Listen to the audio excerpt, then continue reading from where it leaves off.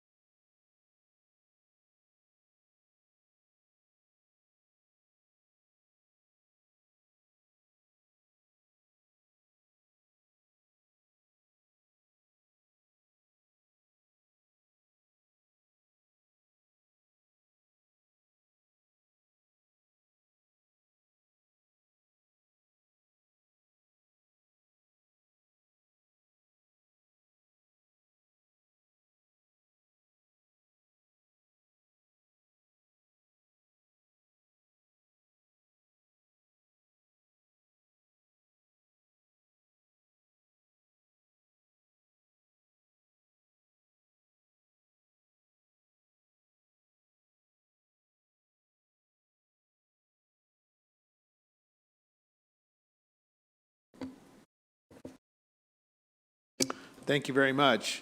At this time, we will recognize the city clerk, and before that, we do have a special announcement regarding our broadcast of tonight's city council meeting, after which our city clerk will then call the roll.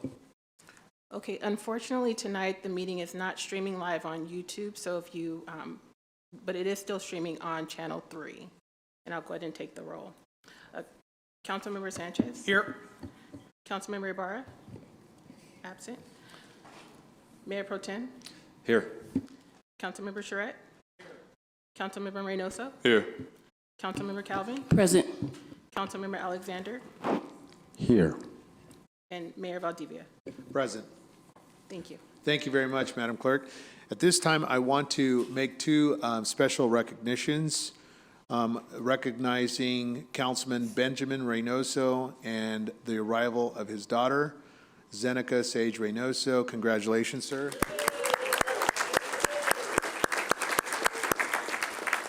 We wish you and your loved ones the best, and we wish you a lot of success in that. It's an awesome opportunity, and you'll enjoy it, I'm sure. Also, I want to recognize our city manager. Tonight completes his second anniversary for the city, and Rob, it's been a delight to have you here for 2 years, and don't leave us just yet. We're very thankful for you and for your experience. I certainly appreciate your economic and keen eye on the city, and we wish you many, many years of success, and thank you again for your service to our city. At this time, we will recognize our city attorney, Ms. Carvalho, for a closed session report. Thank you, Mayor, members of the council, members of the public. We had numerous closed session items this evening, but we do not have any reportable action. Very good. And at this time, we'll turn it over to our city manager report. Mr. Field. Thank you. If we can call the slides up. It's a little bit of an unusual presentation. You know, we always like, of course, to focus on the good things that are happening around town. First slide, we're actually joined tonight by Supervisor Joe Baca Jr. of the 5th District. Next slide, please. There you go. He's got he's doing something for us tonight that we're going to do, but I thought we'd just give him an opportunity to show it to us. We have the well, we love the great big check that is going towards improvements at Spiker Park. So, Supervisor, if you'd like to say a few words, please.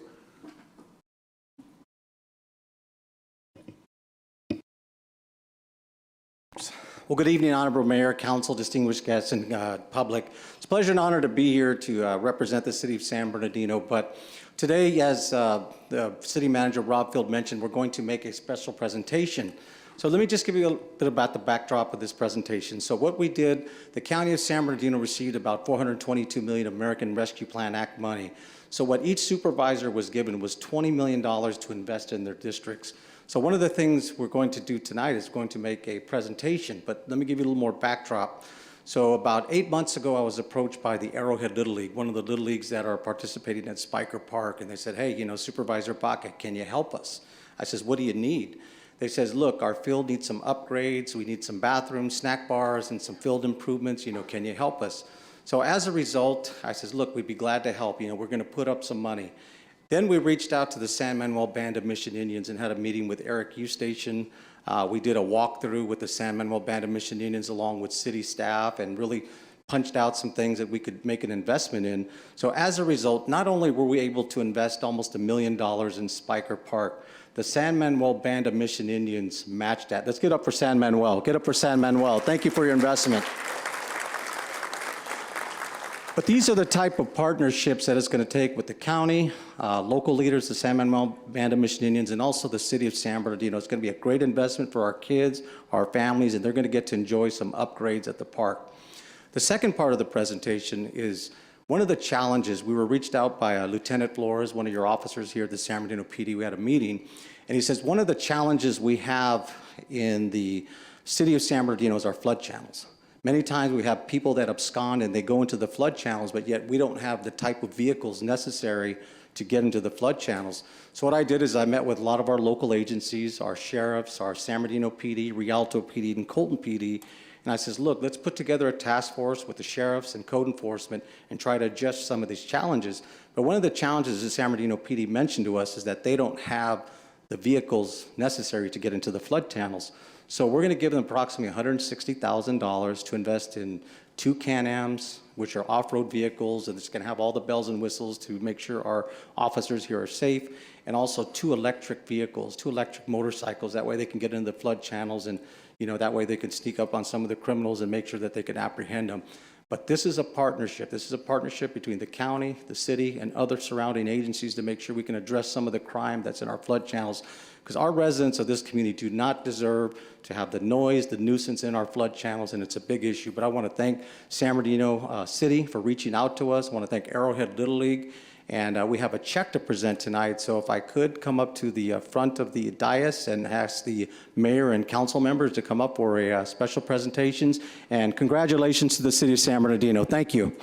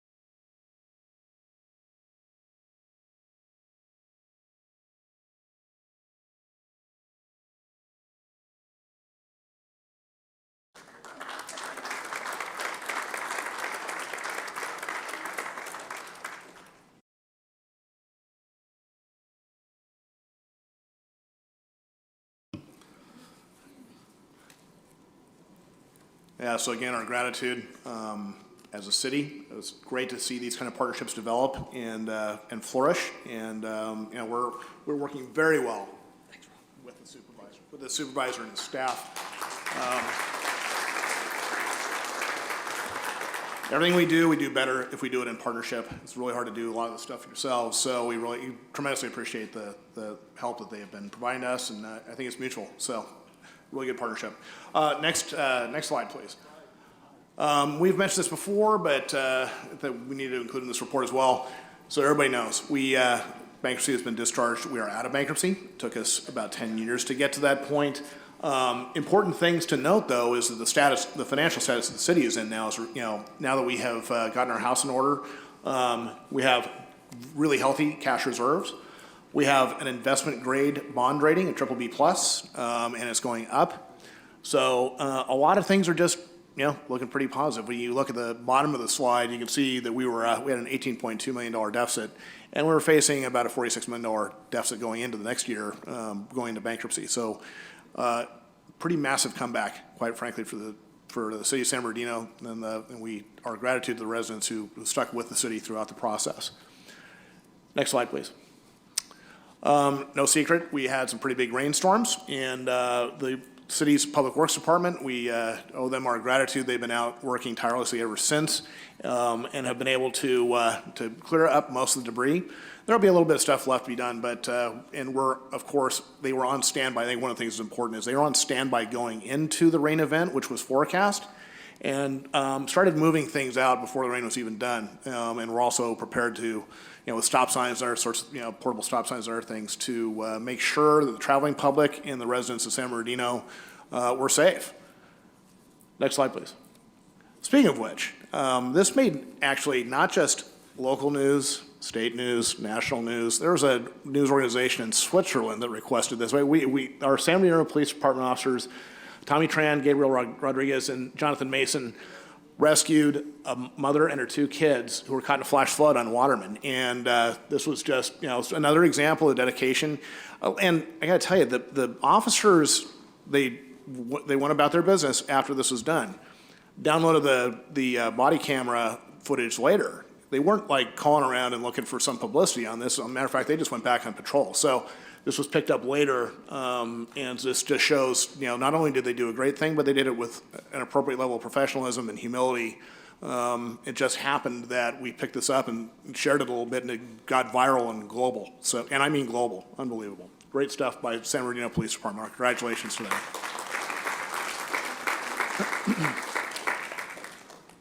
Another good sign. This is just kind of remarkable. A few years ago, we were doing about half the volume of building permits. We had the busiest building permit month to our knowledge ever in the city of San Bernardino last month. And we're on track this month to beat that. What that means is that things are happening here. You drive around the city and you'll see, we're such a big city that it's kind of hard to see it, to take it all in. But the fact of the matter is we've never been busier in terms of building activity here. And it's really a positive sign for the future of the city. A lot of things are being built. Housing, hotels, commercial businesses, you name it, across the board, we're building things all over the city. And the value, about $28 million, just in construction activity that was permitted just last month. And that's activity that translates into wages, business activity for local vendors, all sorts of things. So really important. I want to thank Nathan Freeman and his team at CED for bringing this information forward. I think we were all pretty shocked. So really good news, and we'll see what happens. We'll see what happens in November. I mean, heck, what the heck, or October? What the heck? All right, next slide, please. We've also, I was actually Councilman Sanchez and I ran into each other a little bit earlier today, and we're talking about this. Progress comes in a lot of different ways, including demolition. And we have the side on the left. Councilman Reynoso, you'll recognize that, I believe. That's the Scottish Rite Temple, or it was. Site has been completely cleared. On the right, if you go by that site on the right, that's the corner of 2nd and E. That was the old business bank. There's not even that much left now. They're basically clearing rubble. So that building has been torn down as well. You can actually see that corner, which to me, just by its, just the building was a traffic hazard amongst many other problems. So it's gone now too. This is progress, and there's more to come, including Carousel Mall. Next slide, please. National Hispanic Heritage Month, events at Feldheim and CSUSB. And of course, we have the upcoming festival, which if you prefer to refer to it as Festival, you're welcome to. Anyway, so we are celebrating National Hispanic Heritage Month the 15th of September through October 15th. So important to note that. And I think, is that the last slide? Oh, well, aside from the announcement, the reminder, Liddy is at a conference this week with the National Recreation and Parks Association.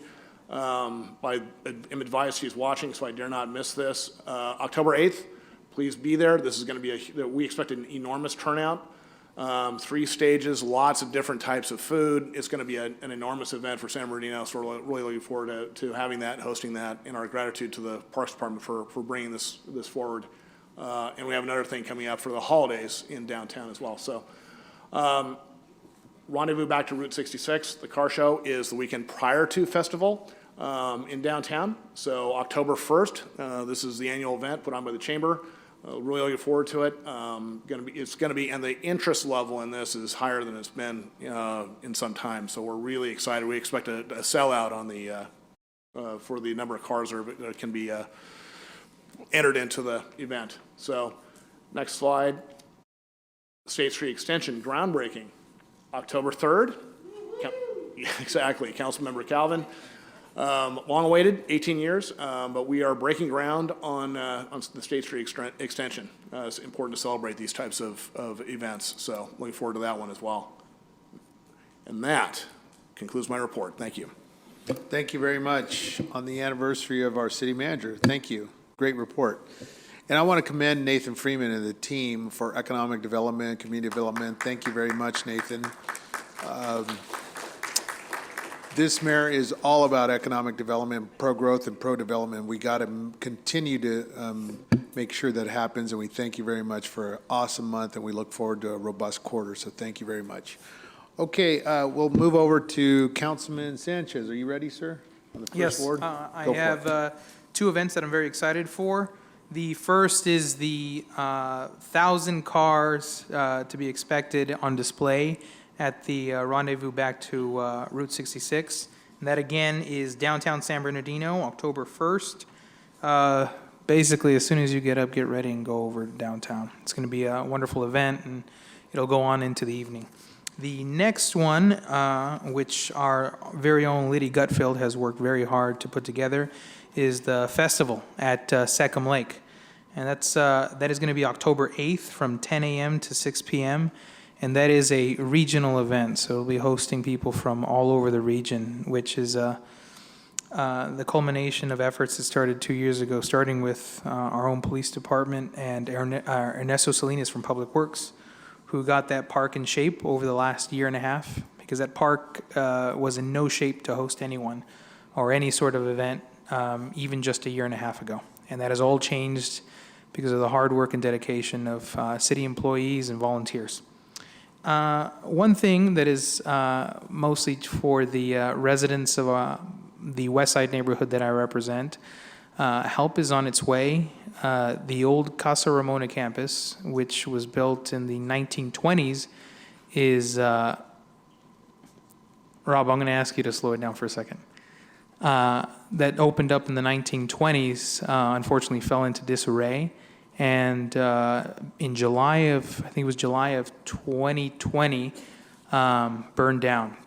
And it has been a magnet for crime and blight, and it's been in really bad shape. And our Esther Estrada, who was a council member here in San Bernardino for a long time, she worked really hard to make sure that we got a grant from the Department of Toxic Control. She filled up an entire room in her house, dedicating herself to making sure that she was able to get this grant. And other than a support letter that I wrote, the city played no role.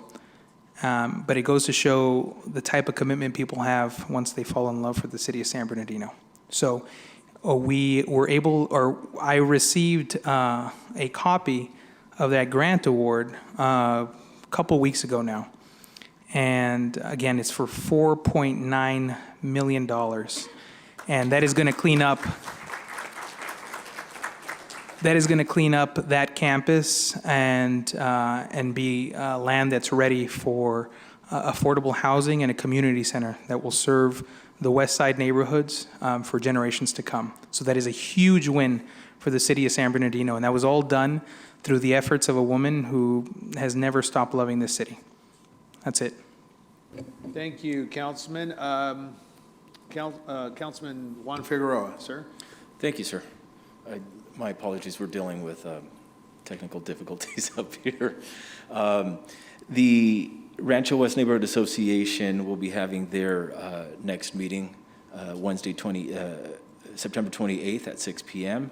same location there on State Street. And then the South Point Neighborhood Association will be having theirs on October 12th. Location is still pending, but I'll provide an update on that one for the next council meeting. I do want to say, I don't know if he's, I just wanted to say thank you to Supervisor Joe Baca Jr. as well. Thank you, sir, for your partnership with the city and for advocating for the city of San Bernardino for the work that you're doing to help us move forward. We're all up here because we want to focus on moving the city forward, and we want to continue to work hard. The city has been hurting for many years. And you know, just we were talking about bankruptcy a little bit ago. 10 or so years ago, the city was brought to its knees, and we need to be reminded constantly that when we're up here to do the work of the people. That's what we're here to do. And my commitment is to continue to do that. Let's get some stuff done. Rob, thank you for all the work that you're doing. Mr. Kishta, I know I spoke with you earlier as far as the streets getting repaved. I see it happening, so I do ask the residents just to please remain patient. There are some streets that it's a little inconvenient right now, but we are, it's a work in progress. So thank you, sir, for that as well. So, and Councilmember Reynoso, congratulations. Thank you. That is all, Mayor. Very good. We'll come back to Councilman Charette. Councilman Reynoso, sir. Hey everyone, as you heard, I just welcomed my daughter Zenica Sage Christmas Reynoso. Maybe you probably don't know, my last name is actually Christmas Reynoso.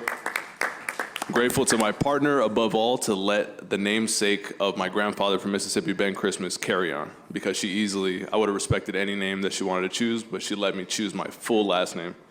So to Esmeralda, thank you. So I'm trying to be brief tonight because I'm trying to get home to her. She was just born 10 days ago. Very calm baby, though, and she's beautiful. She's perfect. Just briefly, because I don't want to take time when these items actually come forward, and maybe some of you don't notice, but when we have consent calendar items, some of those things on there are great and should be mentioned, but when we just unanimously approve, it's because we're all like, oh, it's so good, we don't even want to give it the chance to die by calling a vote for it. And so some of those things, one of them we're going to discuss, though, it's a public hearing, it's important, is the council's salary. Maybe you probably don't know, we make $14,000 a year. None of us have asked for that to be bumped up, but because of that, we have to have full-time jobs. And so maybe some of you think I'm terrible, maybe some of you think we're great. The reality is, when I've got a child, I've got a full-time job, and then I don't have the time. The reality, the translation of being a council member is, to be honest with you, and don't take offense, Rob, is so we could ride our city manager to get the things done. So we have the time to bother the crap out of everybody in the city to get the stuff done that you're asking me to do. And so when I'm burnt out on a Sunday, it's not the first thing I want to do. I want to kiss my baby. But it's an important discussion to have, so it's being contemplated to go from $14,000 a year to $21,000 a year. And so I hope that future council members who are struggling like I was to find actual employment while being a council member, it's like having a black eye, I found out. I imagine it's a golden ticket when I'm out of office, but applying for stuff while you're here, no one wants me. It's political, and you know that I don't hold my tongue for anybody. And so that's why it's coming forward. So I appreciate that coming forward. I want to congratulate the violence intervention team for receiving another $2.8 million. We were contemplating a lot just to get to about $1 million, and now they've got 2.8 more to do the important work that they do. These are people who are seasoned. These are people who are from the hoods and the barrios of our city of San Bernardino, who know how to communicate with these people, who know how to talk people out of retaliating. Prevention is always going to be the answer, but intervention oftentimes is the realistic solution that we come to. And so I thank them for their work. I want to congratulate the city of San Bernardino, but also highlight that Councilman Alexander in the Arden Guthrie property that's being contemplated. Some of you saw the headlines about Sprouts and Target. That's huge. But I've watched since day one Councilman Alexander constantly, every time we're in a meeting, he's bringing that up. When are we coming forward with that? He's asking everybody and their mother who has got something to say about this, to do about this, to get it done. So thank you, Councilman Alexander, for this. Congratulations. Congratulations to the city. Spiker Park, Supervisor Baca and San Manuel, that's huge. We just highlighted the skate park, but now the entire park is going to be renovated, millions of dollars where it's needed. The small business grants that we brought forward a while ago with the American Rescue Plan dollars, finally here. So my barber that I've been telling about for a long time, the small business, the restaurants I've been telling this money will become, the first step is going to be $10,000 that you'll be eligible for, up to $35,000 if you're impacted by COVID-19. and I know a ton of businesses that have shuttered and will need that money. And so we're going to do our best job of asking Rob to publicize it as much as humanly possible to get the word out so you can apply, so the application process is thorough and clean cut so you know exactly what you have to do, your reporting criteria, et cetera. But I know the Treasury doesn't want the backlog that it's going to have if everybody has to be under extremely strict guidelines. So expect that you'll be eligible for this. And we're replacing the pool heater at Jerry Lewis. My first job as a lifeguard. That's important. That's really important. I think a lot of people don't appreciate pools. A lot of kids don't grow up and don't have a pool. That is their pool, the Plunge, as it's known in the area, the Jerry Lewis Swim Center. So thank you for Liddy Gutfield for highlighting that, I'm sure. Yeah, we've got an awesome Parks and Rec director. We've got the pavement rehab finally coming. A lot of people misunderstood. We do it in swaths. So the Fifth Ward's not always on the agenda for getting the pavement rehab. But I want to take this time, Rob and the city staff, to create something very, not just inclusive, but user-friendly, so you can highlight how people can use the Go SB City app. Because a lot of people don't even know we have an app in the city where you can just bust your phone out, take a picture real quick, report it, boom. That's how this stuff is going to be categorized to get fixed. And so we have to do our part to highlight that. And lastly, I just say thanks to all my colleagues, because politics is slow, but I'm finally starting to see the fruits of our labor, and damn, it feels good. And so thank you. Councilman Charette. Thank you. I really only have one comment to make tonight. It's kind of a public service announcement about fentanyl. We're all seeing it, we're all hearing it, and I've been asked by some community members to continue to pound on this issue until we really understand how serious it is. And it's continuing to take people's lives on a daily basis. Nothing can be trusted that's on the street. I've called my daughters and told them, please, please, please talk to my grandchildren. Tell them nothing is safe on the street.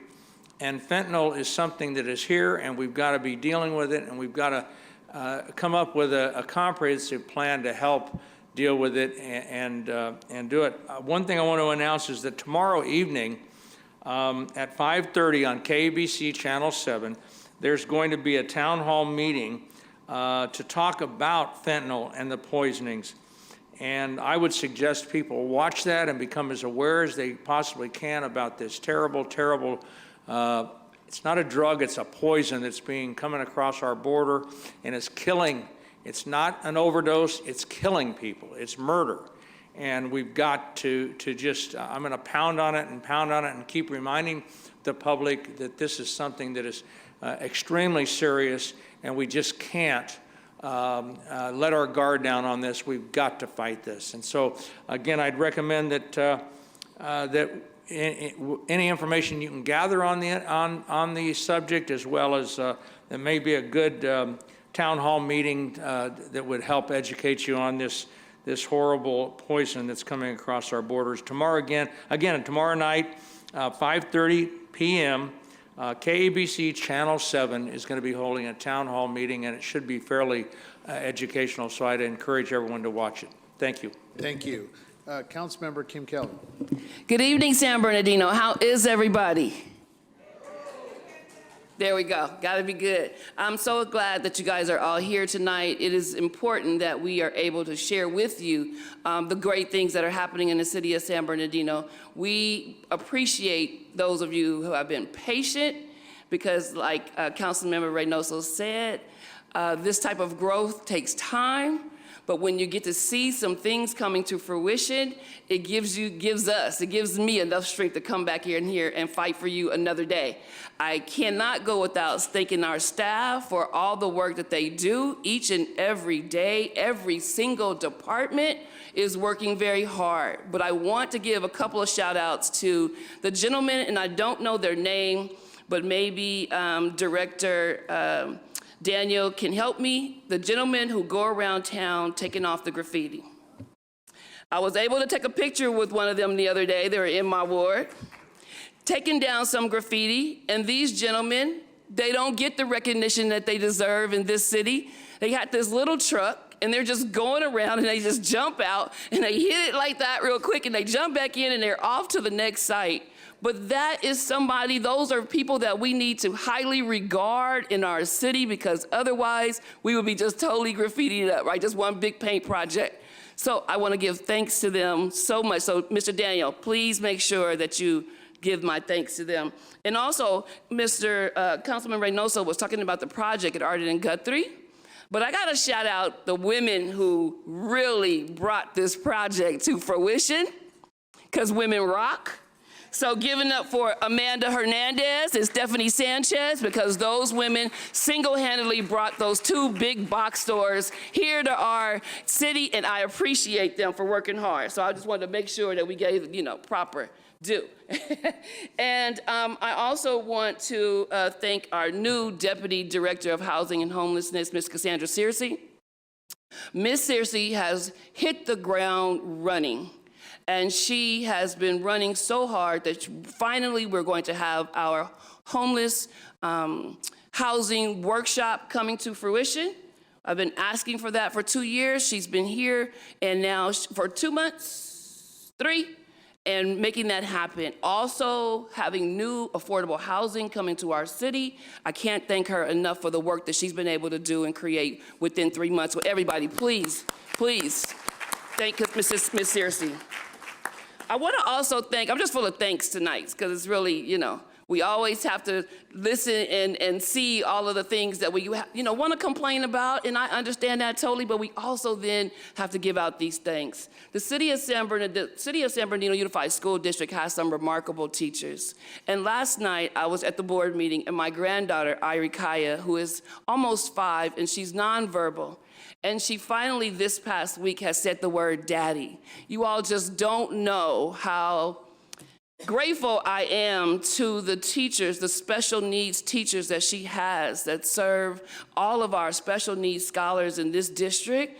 To finally hear her say a word or two is remarkable. And so I just want to give a shout out to all the teachers in our district. Now I'm going to talk about a few events that I attended, only a couple, because my colleague over here to my left, he has the whole list, right? But there was some event that I attended last Saturday called Dads and Dogs, and it was held at the Delman Heights Center. That event was put on by a community member who had an idea, and she wanted to play an integral part in making sure that the community of the community members in that ward had something to also be thankful for and to unite. And again, with the assistance of our remarkable park director, Liddy Gutfield, and all of the community members who donated to that, it was a well-attended event. I want to thank Chief Goodman for coming out also and speaking and talking with all the community members. But there were people there who were actually teaching young men how to tie a tie. There were folks there who were actually just attributing to each other. Andy Brown, don't know if anyone knows him in this room, but he for years worked at the Delman Heights Center. He's responsible for the Lutie B. Taylor track meets that were held at that center, where folks came from around the country to run that track. So there were a lot of people out there that finally got some recognition that never do, and we are very, very grateful for them. So we attended the League of California Cities, which is why we didn't have a meeting last meeting. And I am your delegated voter. And so I represent the city of San Bernardino at that event. And there was an item on the agenda to talk about local control. Local control, I was in support. But it did not pass. And local control, meaning we want more control, because sometimes we have these initiatives that come down from the state that are unfunded, right? And they make us have to then pick up that slack. So it was just wanted to have a conversation, but we didn't get to have it. But we're going to keep pushing for that. I want to thank Habitat for Humanity. Habitat for Humanity and the Powell Charter Academy. If you guys don't know, anybody that's a senior in your ward, in your family, you're able to reach out to Habitat for Humanity, and they will provide some services, upkeep to their outside of their home. So this particular resident was in the 6th ward, and the siding of her home was coming off. She's single, she's elderly, she needed some assistance, so I also want to thank the Carpenters Union that had folks out there to assist as well, because this is what it's all about, giving back to community. All you got to do is just go to the website, and you'll find the information and the application there, and then they'll have someone to come out and assess whether or not they're able to assist you. Let's see here. You can apply online. I did say that. Director Daniel Hernandez, thank you again for touring my ward, Ward 6. We were able to tour, to take a look at the things and listen to some of the ideas that I have for the 6th Ward. And also, finally, State Street expansion. 18-year project that is finally coming off of the capital improvement book. You all just don't know how much this is going to open up the 6th Ward for economic development and things that we have been waiting a very, very long time for. And I am so grateful to the City of San Bernardino and everybody who has played a role. Mr. Keisha, thank you so much. You've been working on it a long time. But without our being able to work together, we wouldn't get this far. So I'm excited and I'm hopeful, and I want you all to do the same. Thank you so much. Thank you. Councilman Alexander, sir. Thank you very much, and good evening, San Bernardino. Let's work as a team, and that's exactly what San Bernardino did. At the League of Cities, San Bernardino came in there like a football team. Usually at the League of Cities, cities come in there with 5, 6 council members, their city manager, their staff. Well, finally, San Bernardino came there as a team. And it's important that we do that because we learn how to be better employees, how to be better council members. So I want to thank the city manager, the assistant city manager, city attorney, the director, Whitehorn, council member Calvin, who was there, council member Figueroa was, no, you weren't. Ibarra was there. Charette was there, and the mayor was there. We were all there as a team. And if I'm over, the city clerk was there with the deputy city clerk. I ran into them. They were going to some training. It was absolutely fabulous to work together as a team. We also had a presentation with the city attorney right there. City attorney, look up. We presented, the city attorney and I were on a panel together. She was the moderator, and she did a fantastic job. Let's see here, what's her name? Corey was there, and they all sat in the front row while I was presenting and the city attorney was presenting. So if I said anything wrong, they looked at me strange. But it was a great time, and you guys really don't know, working as a team, because I see all these orange jackets, I presume you work as a team. We need to work as a team as well to make the city function as a team. Also, we had a city cleanup at, I was going to say Second Lake, where Councilmember Figueroa, Sanchez, Ibarra, and Charette. We were all there helping cleaning up the lake that particular day, showing how the council, again, works as a what? Works as a team. We all work together. Because if you work divided, you'll never get anything going. You're only strongest as your weakest link. So we were all there working. I attended Muscubiabi, and Christian Marr, our code enforcement director, was there, and he gave a brief overview of how things are going as far as the many employees. He did an outstanding presentation.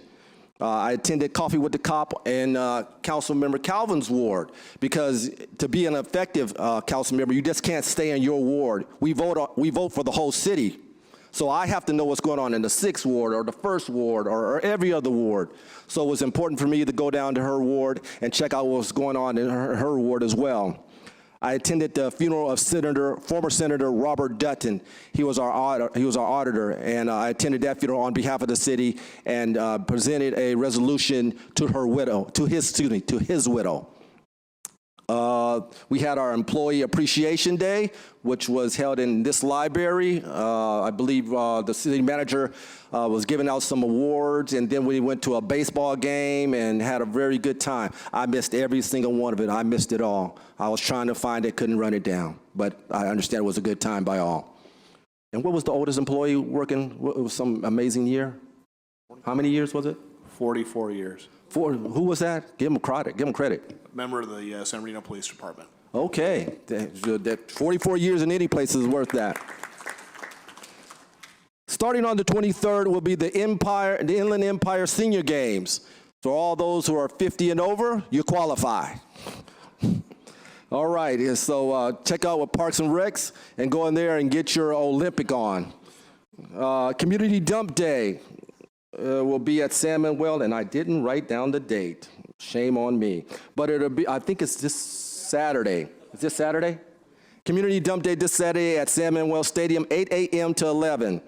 There you go, make it happen. And finally, I'm hosting my annual, well, I've only done it one time, Trunk or Treat. It'll be on the 31st. The last time I held it was on 2019. It'll be in the parking lot of Arrowhead Country Club. So I need some cars. So it's a trunk or treat. I need some cars. So them 1,000 cars, Councilman Sanchez, I need them 1,000 cars for the trunk or treat.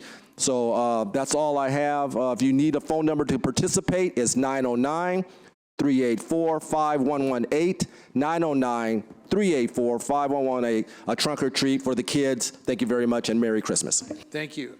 Councilman Charette.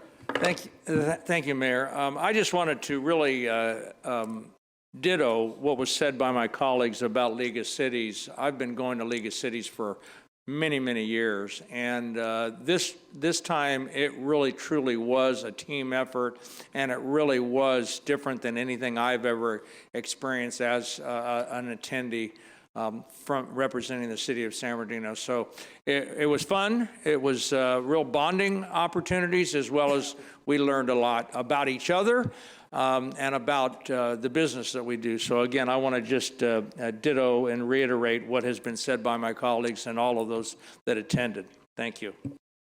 Okay, thank you very much. And Councilman Alexander and our city attorney did a fabulous job, so thank you for a great job well done. Councilman, you really shined up there, and we appreciate you. Thank you. All right, let's move on to our Chief Deputy City Clerk has a special announcement regarding the agenda. Yes, so two items on the agenda needed to have their items updated. For item number 4, there was a proof of publication that was added, and that information was forwarded to the mayor and city council yesterday, and it was also uploaded on to the agenda backup. And for item number 27, there were minor corrections to the agreement language, and that was also sent to mayor and council and uploaded to our agenda backup. Thank you very much, Madam City Clerk. At this time, we'll move on to the presentation portion of tonight's calendar. Our first presentation is by the San Bernardino Community College District, hosted by our very own wonderful Dr. Diana Rodriguez, who is the San Bernardino Community College District Chancellor, and we welcome you tonight to the tonight's City Council. Dr. Rodriguez, it's a pleasure to see you once again, and thank you, and congratulations on your promotion to Chancellor of our Community College District. Welcome. Thank you, Mayor. And also to the members of the City Council, thank you for having me today. On the agenda, it also states that Dr. Scott Thayer, President of San Bernardino Valley College, would be here. He's not able to join us tonight. He is on an educational summit in Ghana, where he has taken several of our faculty and classified professionals to learn more about how we support our African American and Black students throughout our college district. So he sends his regrets that he couldn't be here, but we know that he is doing fantastic work in Ghana with our faculty. And with that, I bring you greetings from all of us from the San Bernardino Community College District. You know, since I became chancellor just right about a year now, my focus has really been about educational access and training for our students, career training. And we are proud to be the community's college, this community's college. And we want to be the front door of opportunity for all of our students and potential students. You know, I've been a resident of San Bernardino, and I'm going to say of San Bernardino proper, for over 30 years now. And I hope that all of the citizens and all of the potential students here in San Bernardino and across our Inland Empire have the same opportunities and benefits, or better opportunities, than I had when here. And that is what we hope to do, and that is why I'm so incredibly proud of the work that we're doing at San Bernardino Community College District. If we can do the next slide, please. You know, this year we hosted our first commencement. Oh, am I in charge? I think they got it there. There we go. Thank you. This year we were able to host our first in-person graduation for over the past 2 years, and we invited the former classes. So we were celebrating 3 classes of graduates because it's important for the families to see and to celebrate their successes. So I'd like to play this short video so that you can also get a feel for our graduation and the success of our students. Biggest graduation yet. A story of 2 college campuses, San Bernardino Valley College and Crafton Hills College. A story of 5,571 student graduates, all of them together with the 5,571 families impacted. And each of you has the power to impact your community and the world beyond. And a total of 250 plus careers and classes, and an impressive 9,161 degrees and certificates earned right here. And of one dream, your dream of a better future. So these are the future nurses, the future engineers, the future doctors, the future filmmakers, the future lawyers, the future leaders. This is the future of our community. Let me just share with you how incredibly proud I am of each of you. You graduated from the very best community college in the world. Congratulations. And you can be a part of the future. Are you ready?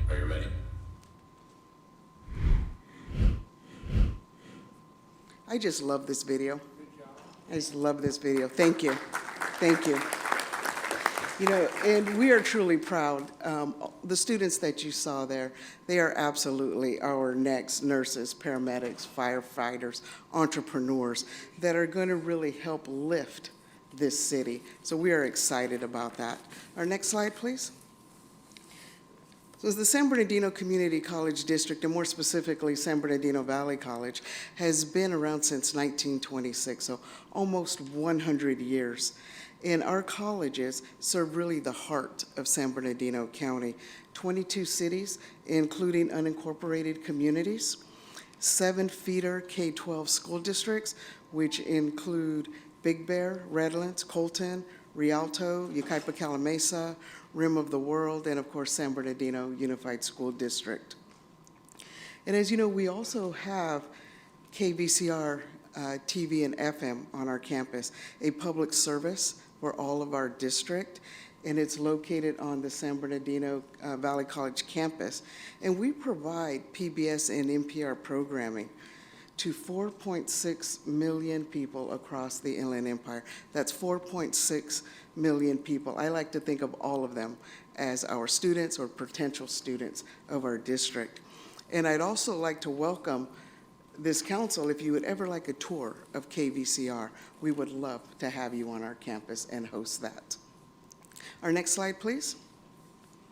As many of you know, our district is governed by a board of trustees, 7 members, and 2 student trustees. And I know you recognize many of the faces that are up there. This is the most collaborative group that I have ever worked with in my 30-plus years of higher education. These group of folks right here are truly student-centered, want the best for their students, for the employees, and the community as a whole. And it is just an honor for me to work with them and for them to have trusted me to work with them to really reimagine education at the community college level and as well as accomplish our long-term goals. Next slide, please. You know, a recent study by the Student Aid Commission found that 7 out of 10 of our students lost some or all of their income due to the economic shift caused by that pandemic. 70% of our students lost all or the majority of their income. And that is a huge concern for our families that we have talked to and that we've experienced. You know, at our community colleges, 8 out of 10 of our students pay $0 in fees, $0. And that's with the thanks of our state and federal financial aid programs. And for students who don't qualify for state aid or federal aid, the cost of an education with us is about $1,600 a year. $1,600 a year. That is a huge bargain. But please make no mistake.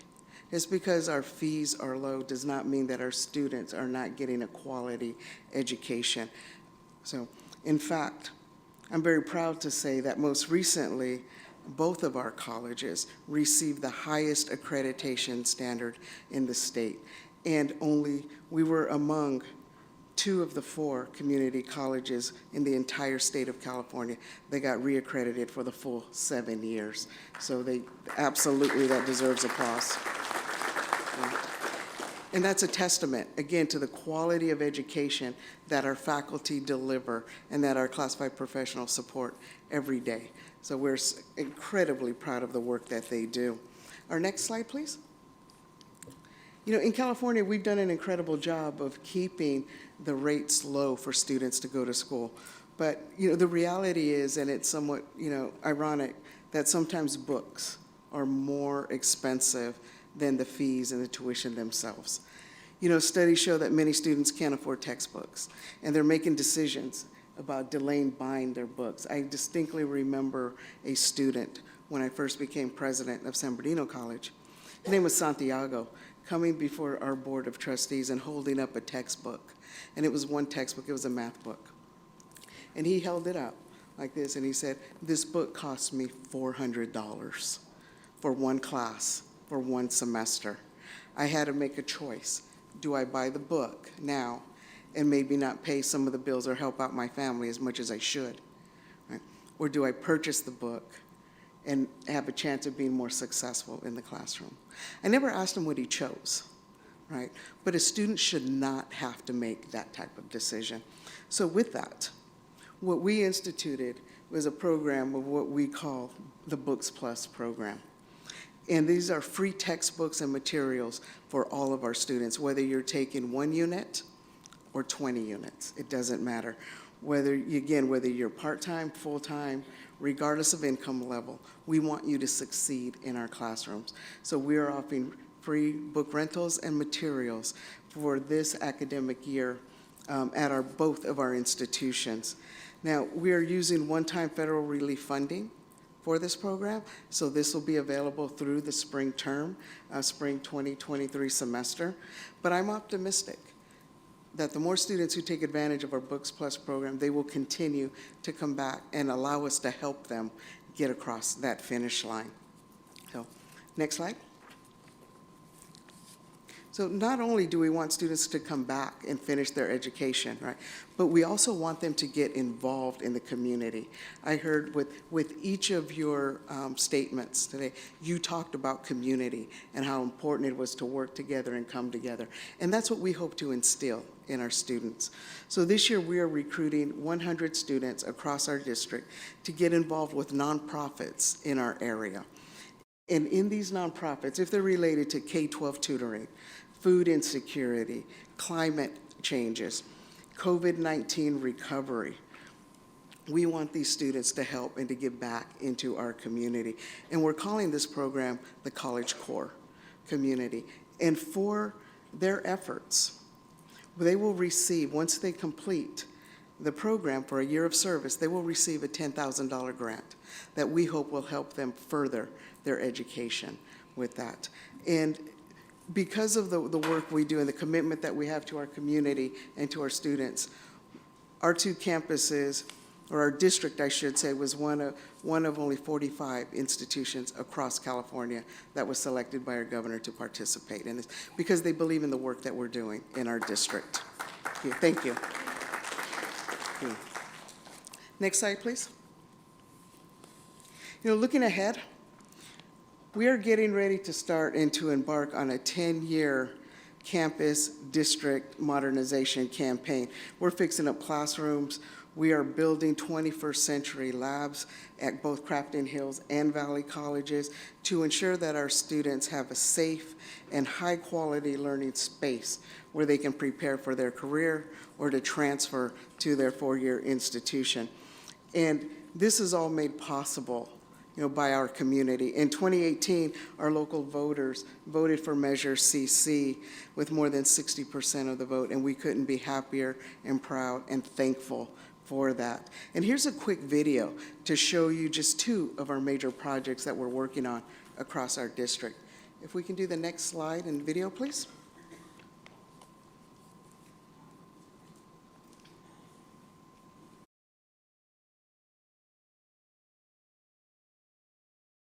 Here we go.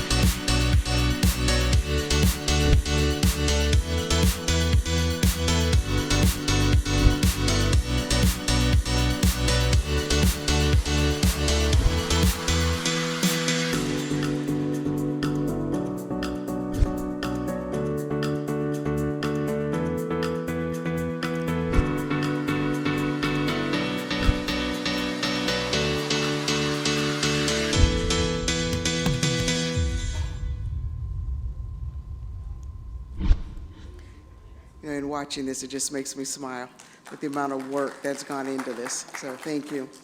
Thank you. We're so excited. And in fact, the concept and the renderings and all of the work that has gone into developing these two buildings, these two areas have already won us industry awards for energy efficiency, and we haven't even broke ground on them yet. So fantastic work behind this. We're excited to see it. You all will be invited to groundbreakings and ribbon cuttings in 24 and 25 as these two buildings come online. But what's most important, right, is not just the buildings themselves, but what's happening inside of the buildings, right? We'll be training students in demand careers like electric vehicle maintenance, water infrastructure, and California's billion-dollar media industry. It's exciting to see what's going to come out of these buildings. So next slide, please. So how many of you watch or listen to KVCR? Yeah. And thank you for that. Thank you for your support. As you know, KVCR is a public service for the San Bernardino Community College District, and it's the only commercial-free educational radio and TV station dedicated to the Inland Empire. It truly is one of our finest assets within our district. And most recently, our Board of Trustees just approved a long-range plan that will strengthen KVCR. And we're committed to telling our diverse community stories across our district and teaching students to become the future journalists and media professionals that our community and our state truly need to be able to tell our stories here in the Inland Empire. So watch for more exciting stuff coming from our KVCR studios. And in conclusion, I've just really scratched the surface of all of the fantastic things that are going on in our district. It truly is an exciting time to be at the San Bernardino Community College District.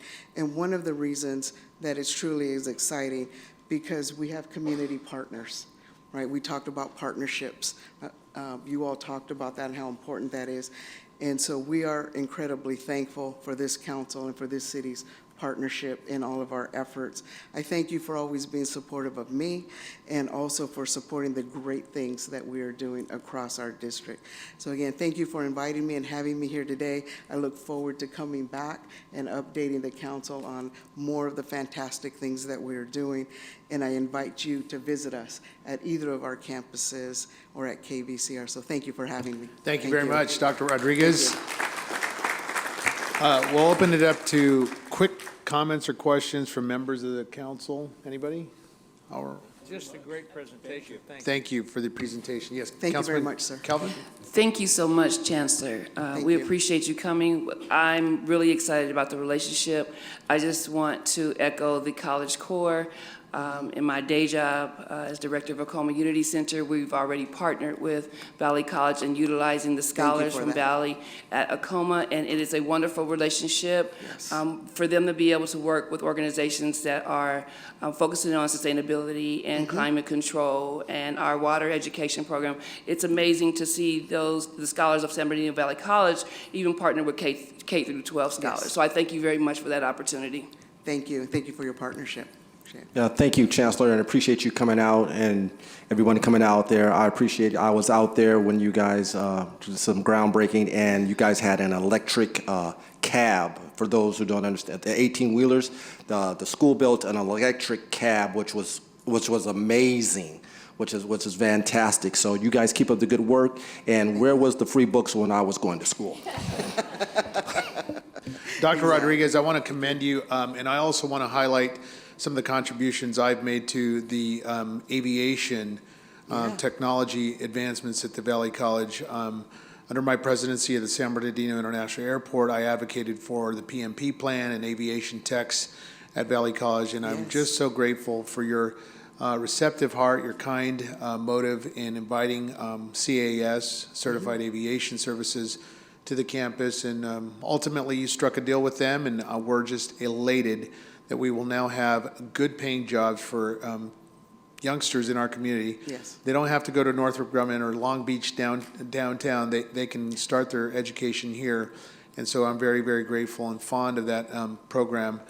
To me, it means a lot of good jobs for our community and our San Bernardino International Airport. So I want to commend you. Thank you very much, and it was a delight. As a councilman, I enjoyed partnering up with you, and now as mayor, certainly we really appreciate you. And I know that our Councilman Figueroa, the host councilman for the San Bernardino Valley College District, also appreciates you. And ma'am, we thank you for your presence here tonight. Thank you. Thank you all. Appreciate it. Okay, let's move on to tonight's proclamation of the mayor and city council. We now recognize the National Library Card Sign-Up and Literacy Month. I'll ask our librarian, Ed, to join me in just a few minutes. I want to read into the record the importance of National Library Card Sign-Up and Literacy Month. Whereas in observance of September being National Library Card Sign-Up and Literacy Month, patrons are encouraged to visit one or more of the 4 San Bernardino public libraries, either in person to sign up for a regular library card or virtually at www.sbpl.org to sign up for a digital library card to utilize online resources. How many know that was really important during COVID?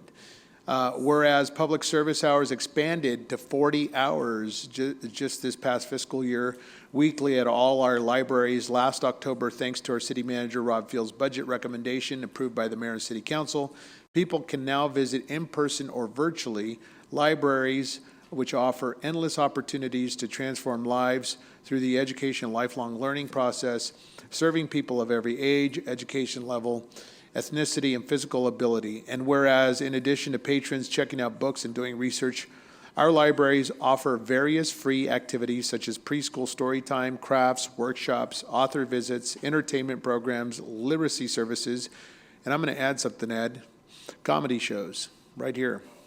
And magic shows, and my kids have been part of that, and so we thank you. Whereas more than 26,000 people have a library card in the city of San Bernardino Public Library library services offer literacy through our Lifelong Learning Center, providing services to adults, children, and families. Everyone is invited to participate in the many activities and events offered in the Learning Center. Now, therefore, Be it resolved that the City of San Bernardino Mayor and City Council proclaim the month of September 2022 as National Library Card Sign-Up and Literacy Month. I want to encourage all of our residents and businesses to please support our San Bernardino City Library, and professional and community members to please join us in observing the National Library Card Sign-Up and Literacy Month with commitment, dedication, and awareness to this great and noble task before us, encouraging everyone to explore and take advantage of the wonderful opportunities at our San Bernardino Public Libraries. Ed, would you please join me?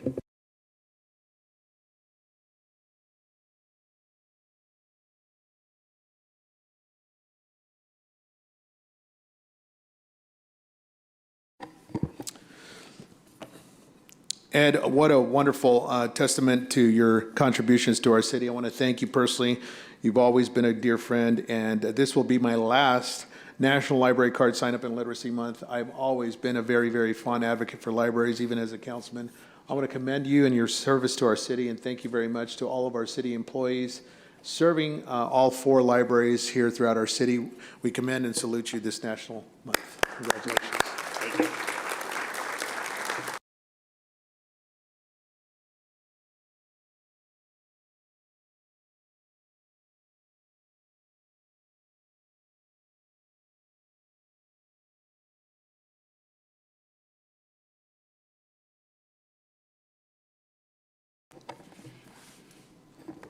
And on behalf of the Library Board of Trustees and our library staff, we want to thank you very much for the proclamation here and encourage people to come out and see us, especially given the fact of the pandemic the last couple of years and some people haven't been out and about as much. And thank you to the mayor for his kind words as the mayor, and Councilman Charette, who've been on the council longer than most. They recall some very difficult and challenging days with library service. And October will actually mark 1 year since we increased to 40 hours at all 4 locations. So thanks again to the Mayor and Council for approving the funding recommendation of our city manager, Rob Field, to do that. Rob always tells me he is a lover of libraries, and he showed that with his recommendation.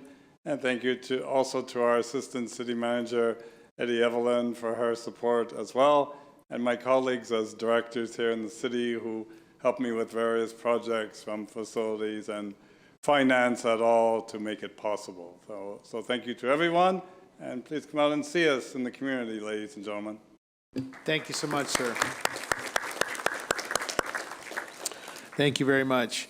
All right, let's move on to the public comment portion of tonight's meeting. At this time, we will hear public comments. They'll be heard in a few moments. We do have both podiums available, and we ask that you line up, please, in the bullpen so we can expedite this.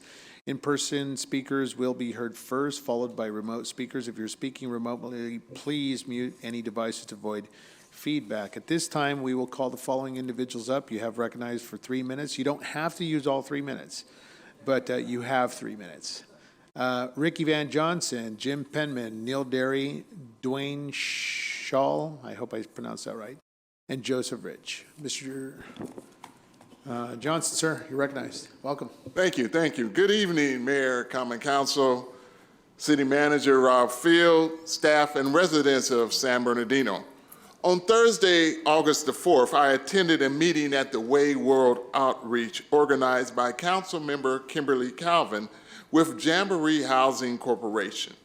Jamboree's mission for over 30 years has been to deliver quality housing and services as they leverage resources to transform lives and strengthen communities. Jamborees have partnerships that extend throughout the state of California, including surrounding municipalities such as Colton, Fontana, and Riverside.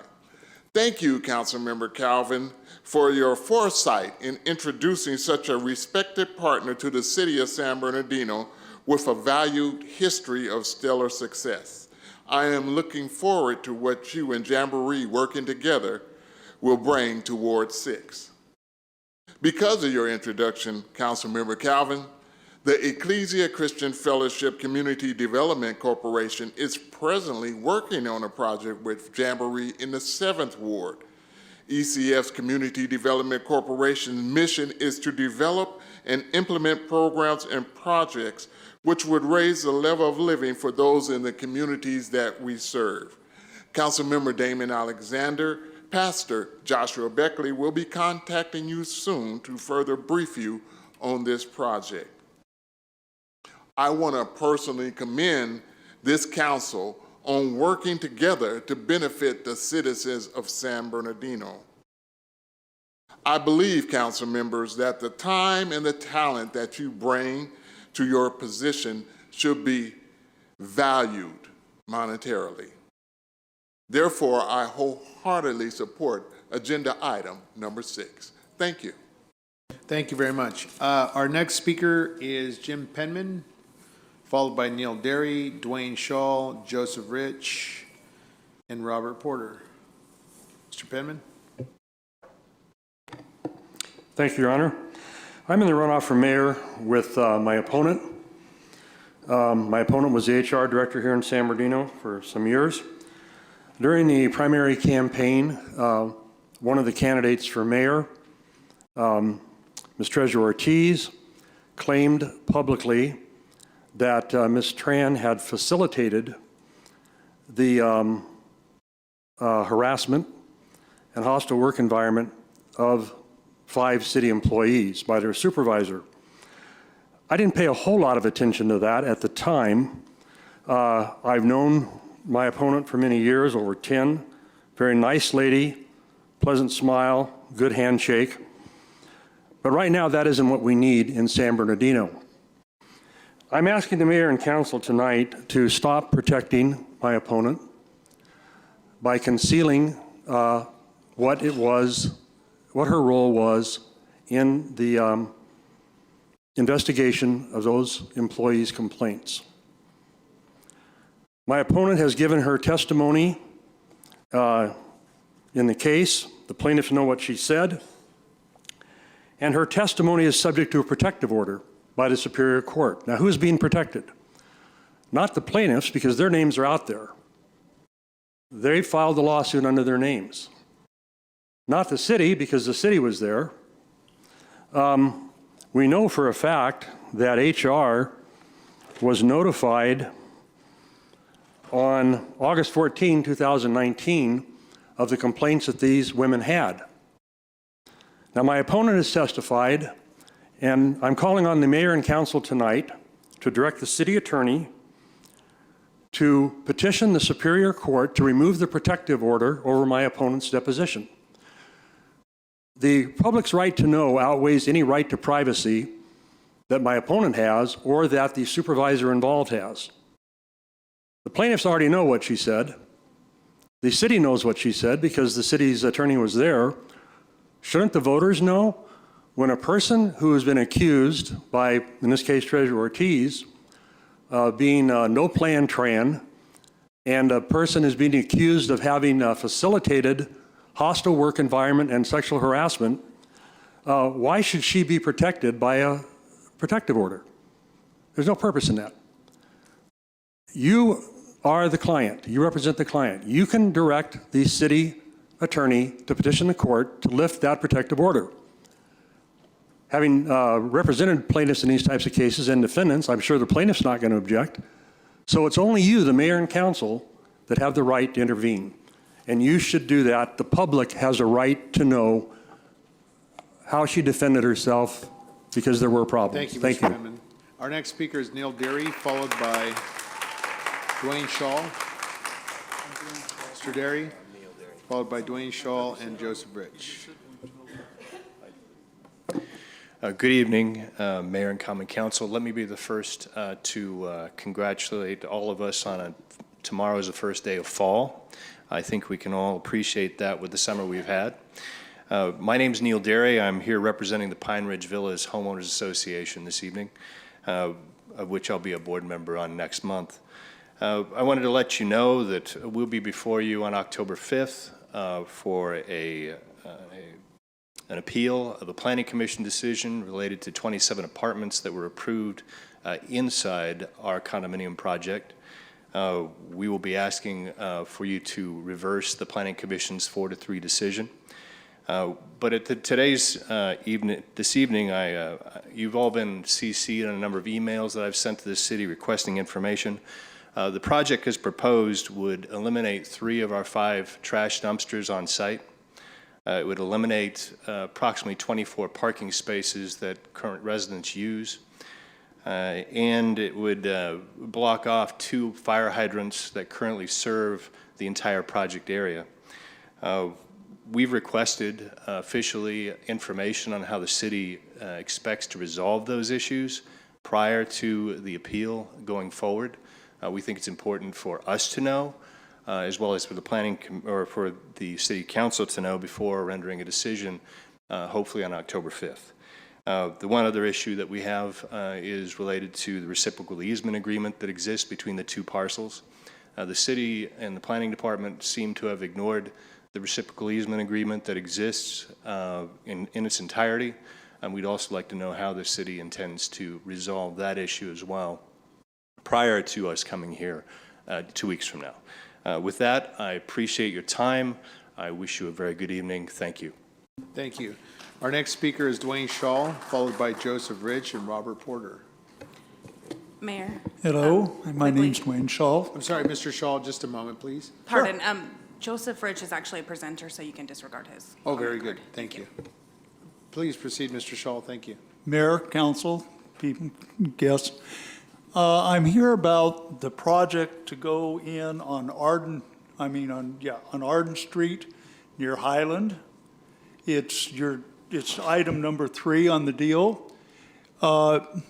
Anybody that knows or lives in that area, you have a elementary school right next door to the project. You have the soccer field that's next to that project that every weekend has cars lined up and down the whole street, parking on the side street to be available to go to the soccer field. You have the high school just down Arden Street. Now, take into account that we have the tribal casino over on Victoria, and every day it is loaded clear back onto the freeway, cars going to the casino down Highland Avenue and returning from the casino. And you're going to put a Target store in that open lot to the south next to the elementary school.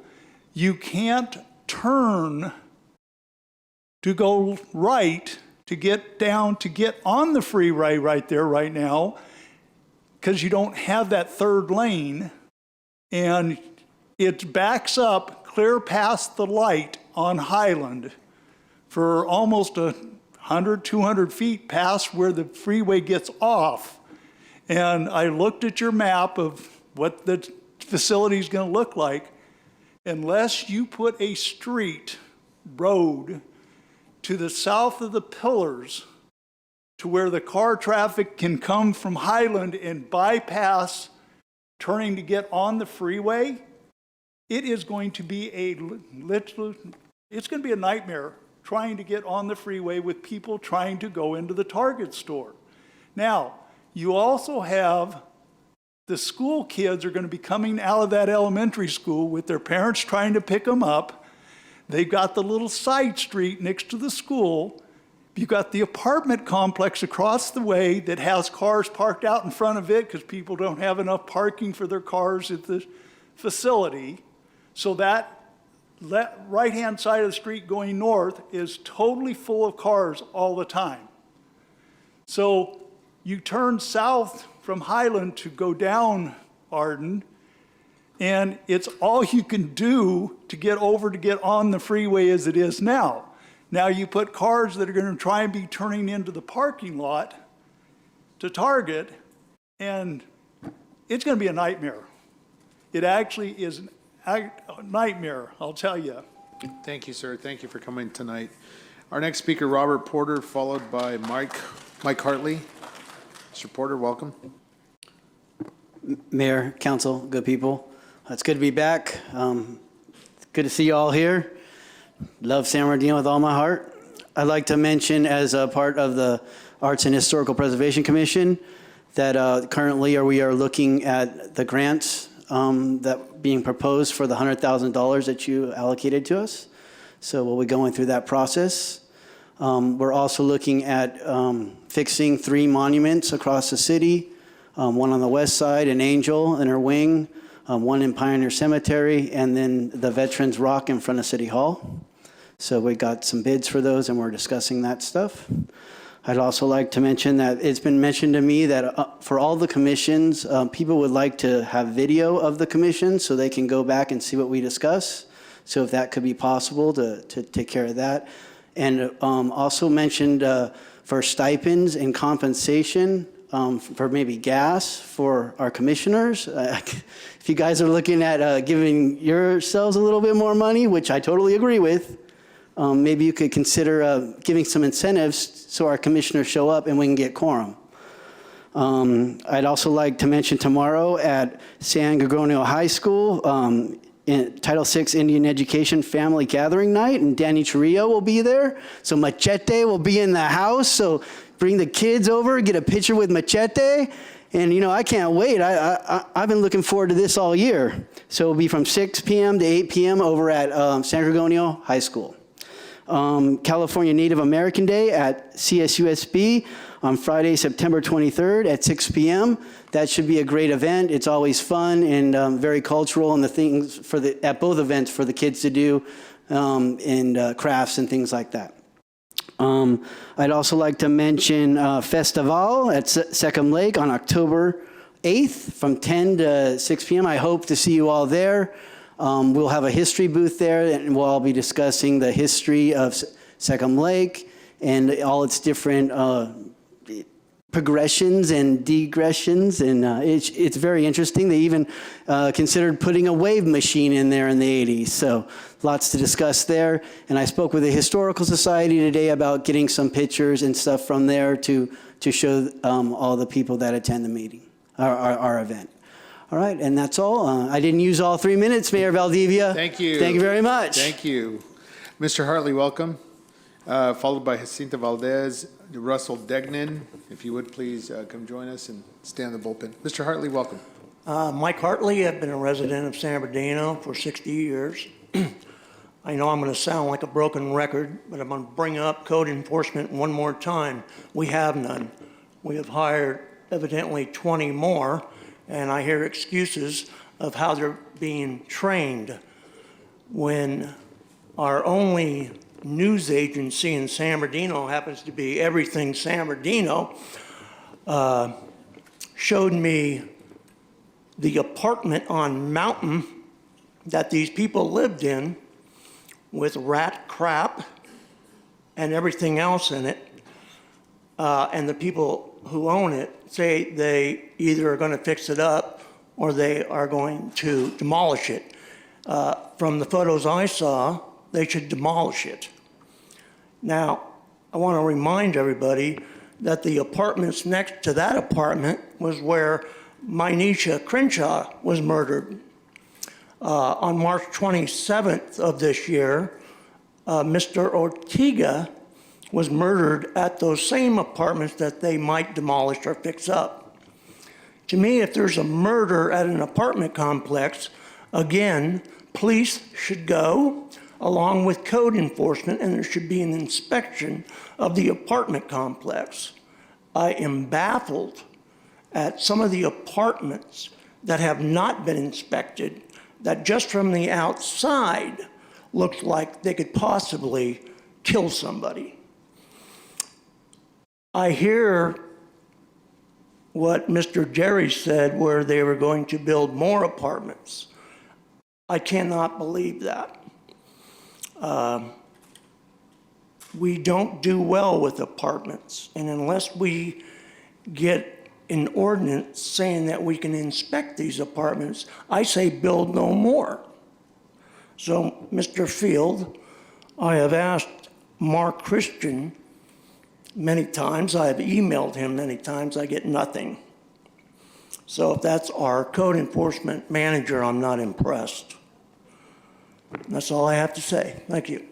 Thank you. Jacinta Valdez, Russell Degnan, followed by Ray Culberson. Okay. Good evening. I'm here to speak tonight on 2 points regarding the animal shelter. I want to start off with a quote. The quote is, "The fate of animals is of far greater importance to me than the fear of appearing ridiculous." I know that those of us who are animal lovers, volunteers, people who are activists in the community here on behalf of the animals are often seen as crazy or ridiculous. We are not. We are speaking on behalf of those who have no voice. Until this city changes the way in which they treat those who have no voice, we will not progress. No matter how many building permits you put in, no matter how many projects you start, until we start taking care of those who have no voice and cannot speak, we will not improve. Another quote is, "Compassion for animals is intimately associated with the goodness of character, and it may confidently be asserted that those who are cruel to animals cannot be good people." And I'm going to tell you, when I became aware in the last week or so, when there was that terrible heat wave, and it was 110 degrees, and the animals were languishing at the shelter, I appealed to a friend of mine who has a 501c3. It's Belusia's Foundation. His name is Sal Valdepena. And I said, "Sal, I know you've gone to Downey, you've gone to Siaka, you've gone to Imperial, you've donated swamp coolers to help cool the animals. Can you do that for San Bernardino?" He sent me pictures of, in September 2018, he donated 3 swamp coolers to the City of San Bernardino shelter that were not put into use, were not returned. He even asked them, "If you're not going to use them, please return them so they can go somewhere else." Where are the swamp coolers?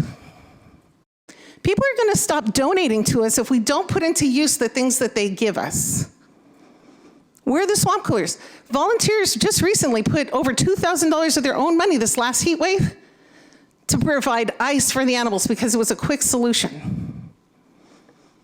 I just don't know. I want to know why people are being turned away from the animal shelter when they have to relinquish their animal. With so many people becoming homeless or having to move in with other family members and compress their living situations, the most common victim is the animal. And we're turning them away. I have friends who are volunteers who sit in the parking lot and tell people when they come to relinquish their animal and they're told by the shelter that they're not being able to relinquish their animal to the shelter, that they, as a rescue, will take them. I sat in PetSmart the other day and heard a lady rail at a rescue because they wouldn't take her animal, but they don't do. That's my time. Thank you, Ms. But I want to Robles. know. Thank you for coming tonight. Our next speaker is Russell Degnan, Ray Culberson, Malibu, and I don't know if it's Darren or Ellen, but anyway, Mr. Degnan, welcome. Good evening. Thank you, Mayor. Thank you, City Council. Just a quick update about Operation New Hope. First, a little thank you. Follow the great Councilwoman Kim on the thank yous. I want to thank the Parks and Rec Division and the director. We were able to partner through the Summer Night Lights events. It brought our opportunities for our youth to have work experience.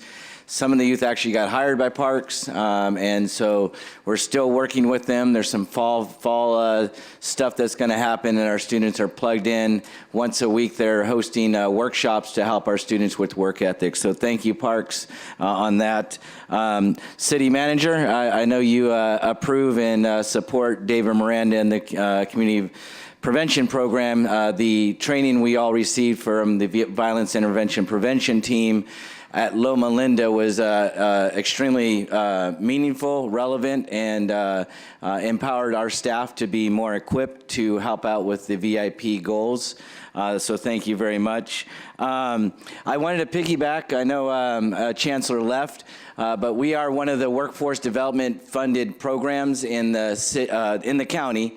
But we have been funded to serve 100 youth in the city of San Bernardino and Muscoy. We have 100 slots. We have 8 that we have enrolled so far. And what that is really technically, it's not the best way to say it, but it's free money for our youth. That $400 book through through our San Bernardino County Prison to Employment. We have an example of a guy that had wants to go to school, got out of prison, wants to go to school and had that same dilemma. This book's going to cost me $400. I can't do that.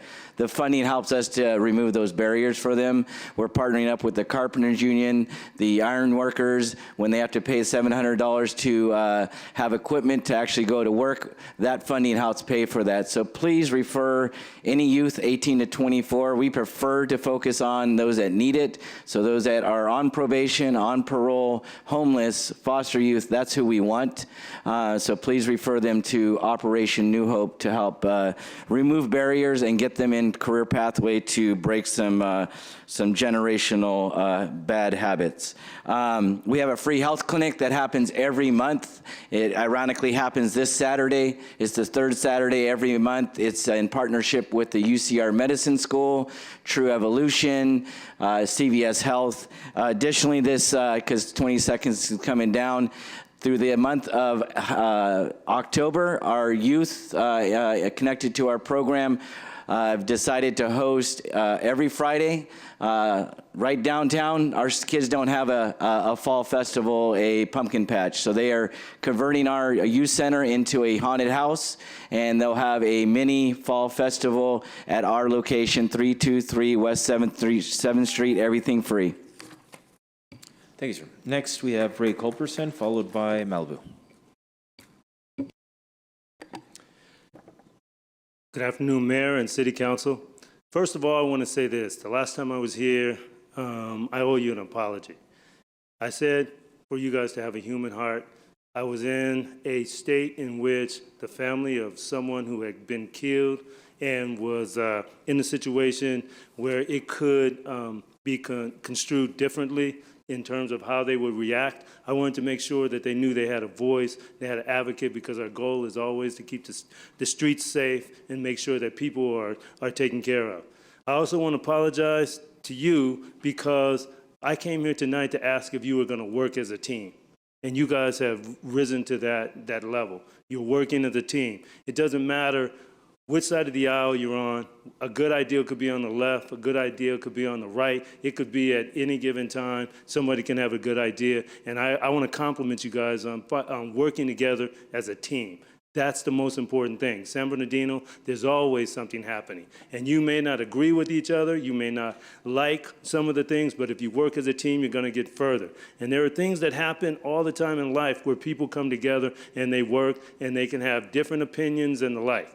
Last time I was here, Mr. Penman said that he worked with the, my uncle had gotten arrested in the city of Fontana for protesting the KKK, and it's true that he went and he did the work pro bono to help my uncle get off and had that case appealed. People work on different levels all the time, and it's okay to acknowledge that. It's okay to work together. I think last week, we had a 15-year-old boy die. I was one of the original people that went to Chicago to do the VIP program and came back and tried to make that particular thing happen. You guys are doing your job. Now it's time for us in the city to do ours. So I'm committed to taking $50,000 of my own money to go out in the streets and tell San Bernardino it's time that we do things for ourselves, that we start to work better, to work with our community, to work with the other students, to do things for ourselves, to teach the next kid, to make sure that we are educating kids so we don't have another 15-year-old kid die or we don't have the shootings. We have to start to do something. So I'm just saying this to everyone in the audience out there. Pick a kid. Pick someone. Just grab someone who needs help. You see a kid that's out of control, step up and go talk to that kid. Get in the work and make sure that that kid knows somebody cares about him. Or if you see a family that needs something, we all have to pitch in because you guys won't be able to do it by yourselves. It's time that we all do it and we all take responsibility, that we all move forward to a more positive San Bernardino. And again, like I said, I love the fact that you guys are working together and you're working as a team. Please continue to do that because people are dying on the streets. Thank you. Thank you, Mr. Culberson. Next, we have Malibu, followed by, there's two names there. It's Darren, but crossed out, and then Eileen. I'm not sure which one that is, but Malibu's next. Hi, I just wanted to thank Kimberly Calvin, and for coming out, as well as the Chief of Police. Also Captain Carrington, Ray Culberson, Parks and Director Lydia, Director Chris for coming out to the Dogs and Dad event. It was an awesome event.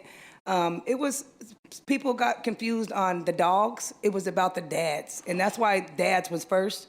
We had a lot of young African-American men come out from the community and enjoyed in unity. And it was an awesome, awesome event, and I just really want to just thank you guys for that, for putting it together. I also want to invite everyone out to my next event. It's going to be November 17th, California Gardens. I'm in the trenches. I need y'all to be there too, because all this is great, but we have to stop our violence. You know what I mean? It's just too many dead bodies in San Bernardino, and that's why we can't really get and stay on track, in my opinion, because people are afraid to come here. Right? So with that being said, I'm looking forward to more council members coming out. Sandra Barres came out as well, and I thank her. She's not here, but she did come out as well, and she donated some resources and stuff like that as well. So we all need to do it. This is something that affects all the wards because we're all representing San Bernardino, right? Congratulations on your child as well. I also wanted to thank you guys for the training for the gang intervention that you guys did at Loma Linda. My organization, Knock It Off and Forgive, was part of that. It was awesome. It was a week long. It was 40 hours. It was every day. It was intense. But it was very deep, and it was very eye-opening on a lot of new aspects and new things to solve in the community. So I thank you for that. That was my time, and I just wanted to say thank you so much for everybody for coming out, and even who didn't, I expect to see you next time. Thank you. Thank you very much. Next, we have, I'm not sure if it's Ellen or Aline, followed by Darren Veracruz. So yeah, this is actually Darren Veracruz. I'm here speaking on items number 12 and 17. Mayor, council members, guests, and citizens. I am Darren Veracruz. I am on the leadership team of Lutheran Social Services of Southern California. We have been operating social services, a site of social services in the city of San Bernardino since the mid-90s. As Councilman Damon Alexander led with Invocation, we support people that do not have the blessings that many in the room here have.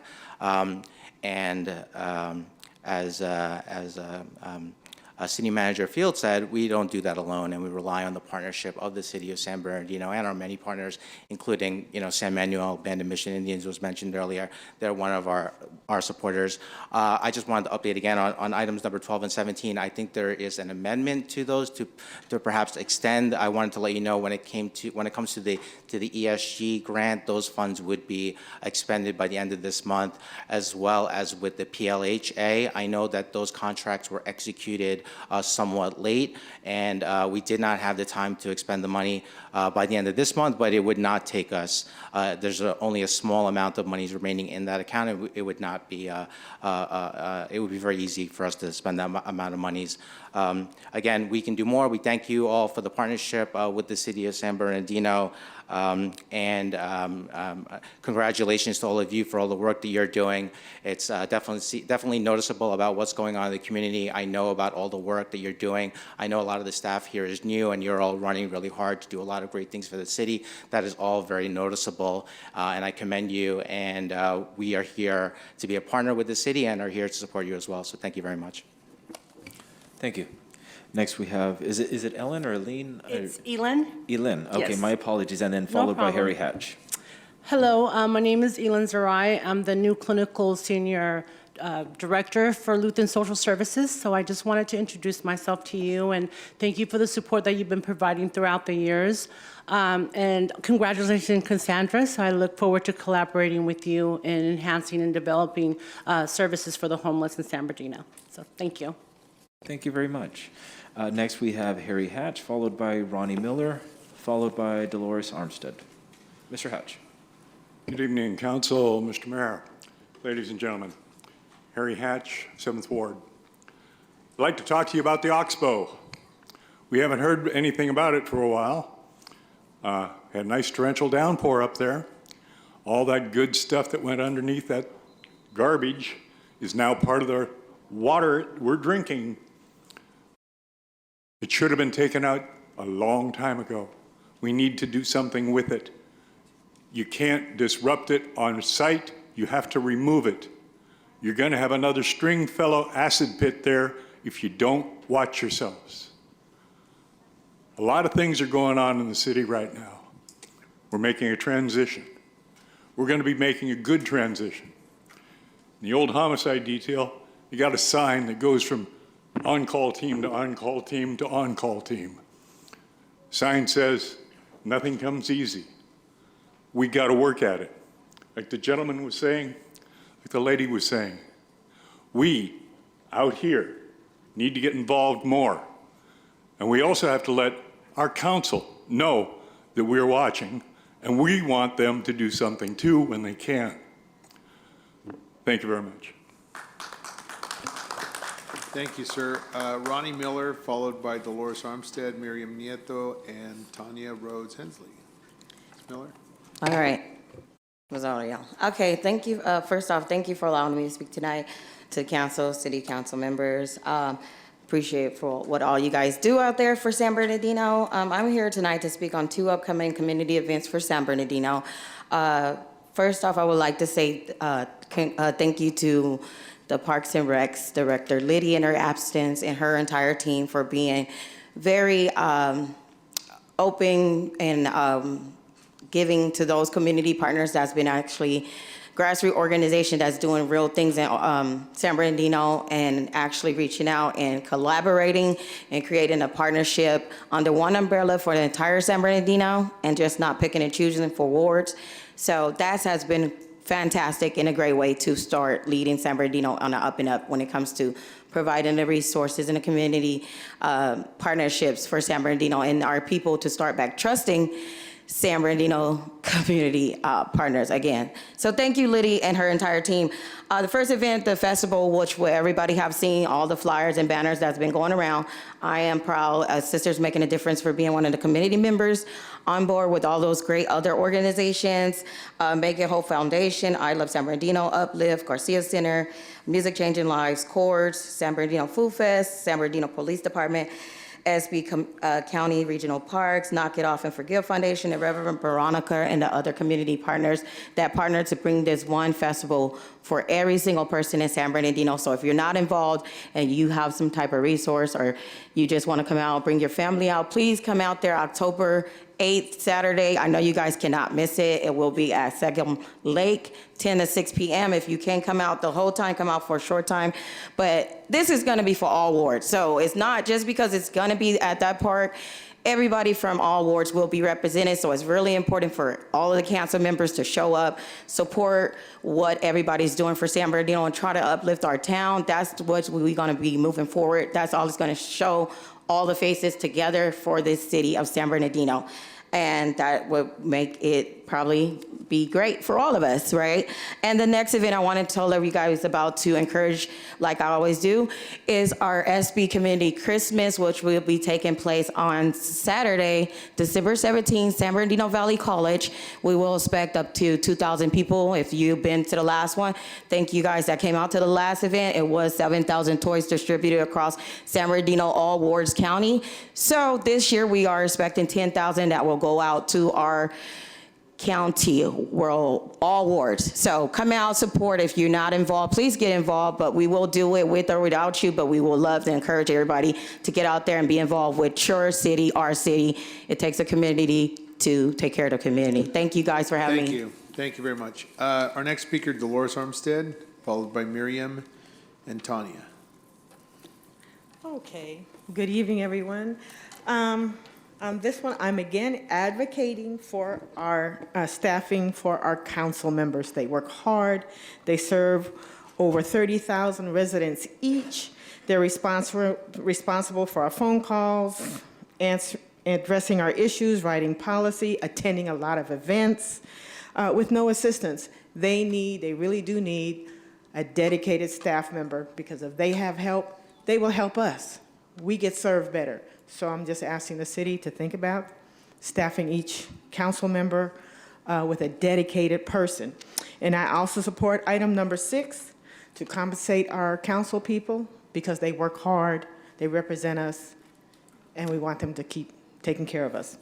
My second item is we're still seeing a lot of illegal food vendors They're taking over the sidewalks, leaving trash. That's something that still needs to be addressed with our city. I know we've increased code enforcement, but this is something that really needs to be addressed in San Bernardino. You don't see it in Highland. You don't see it in Redlands. I know you're not going to see it in Hollywood and Rancho, San Bernardino. So we need help. And then finally, everybody remember to vote. Your vote is important. Come out and vote. Thank you very much. Okay, thank you.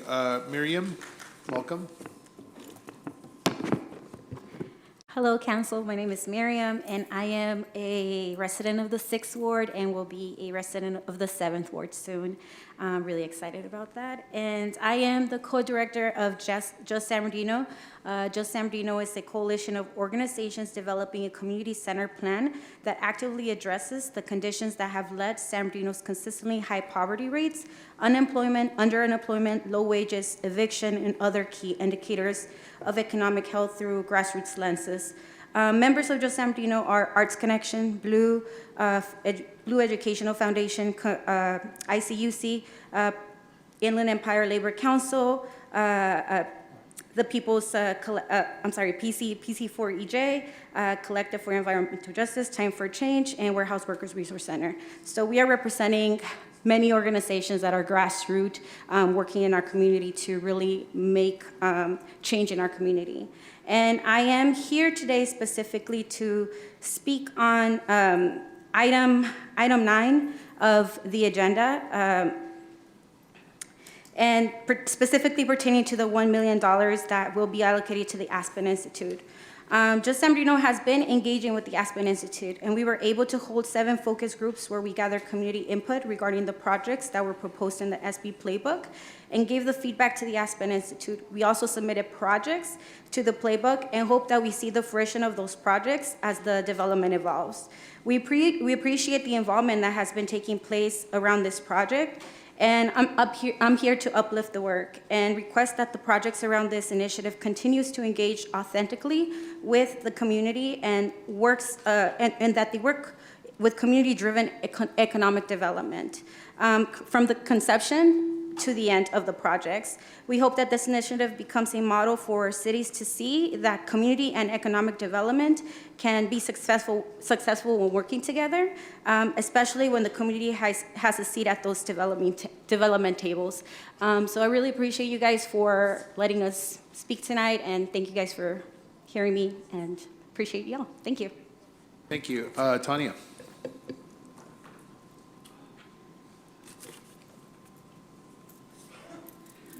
Good evening. I want to commend you guys because I have stood up here many times and told you you need to come together as a team. And it sounds like at the California League of Cities, you have started to really do that. So very proud of you. I look forward to what it brings to our city in the future. So thank you very much. Also, I want to make you aware of the impact that our chief is having very positively in our community, and what has also happened as far as supporting literacy in our schools for Literacy Month and literacy in law enforcement. And I hope that you continue as a council to provide support with that.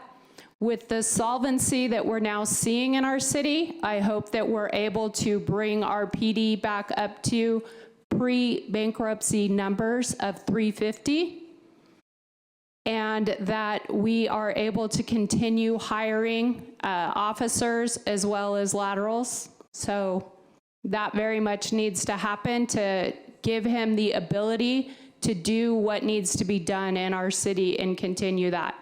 So I want to say thank you very much for the work that you guys are doing.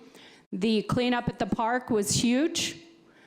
Several of you were out there at, I call it Succumbi. I know I pronounce it wrong. It's the way it's always been to me.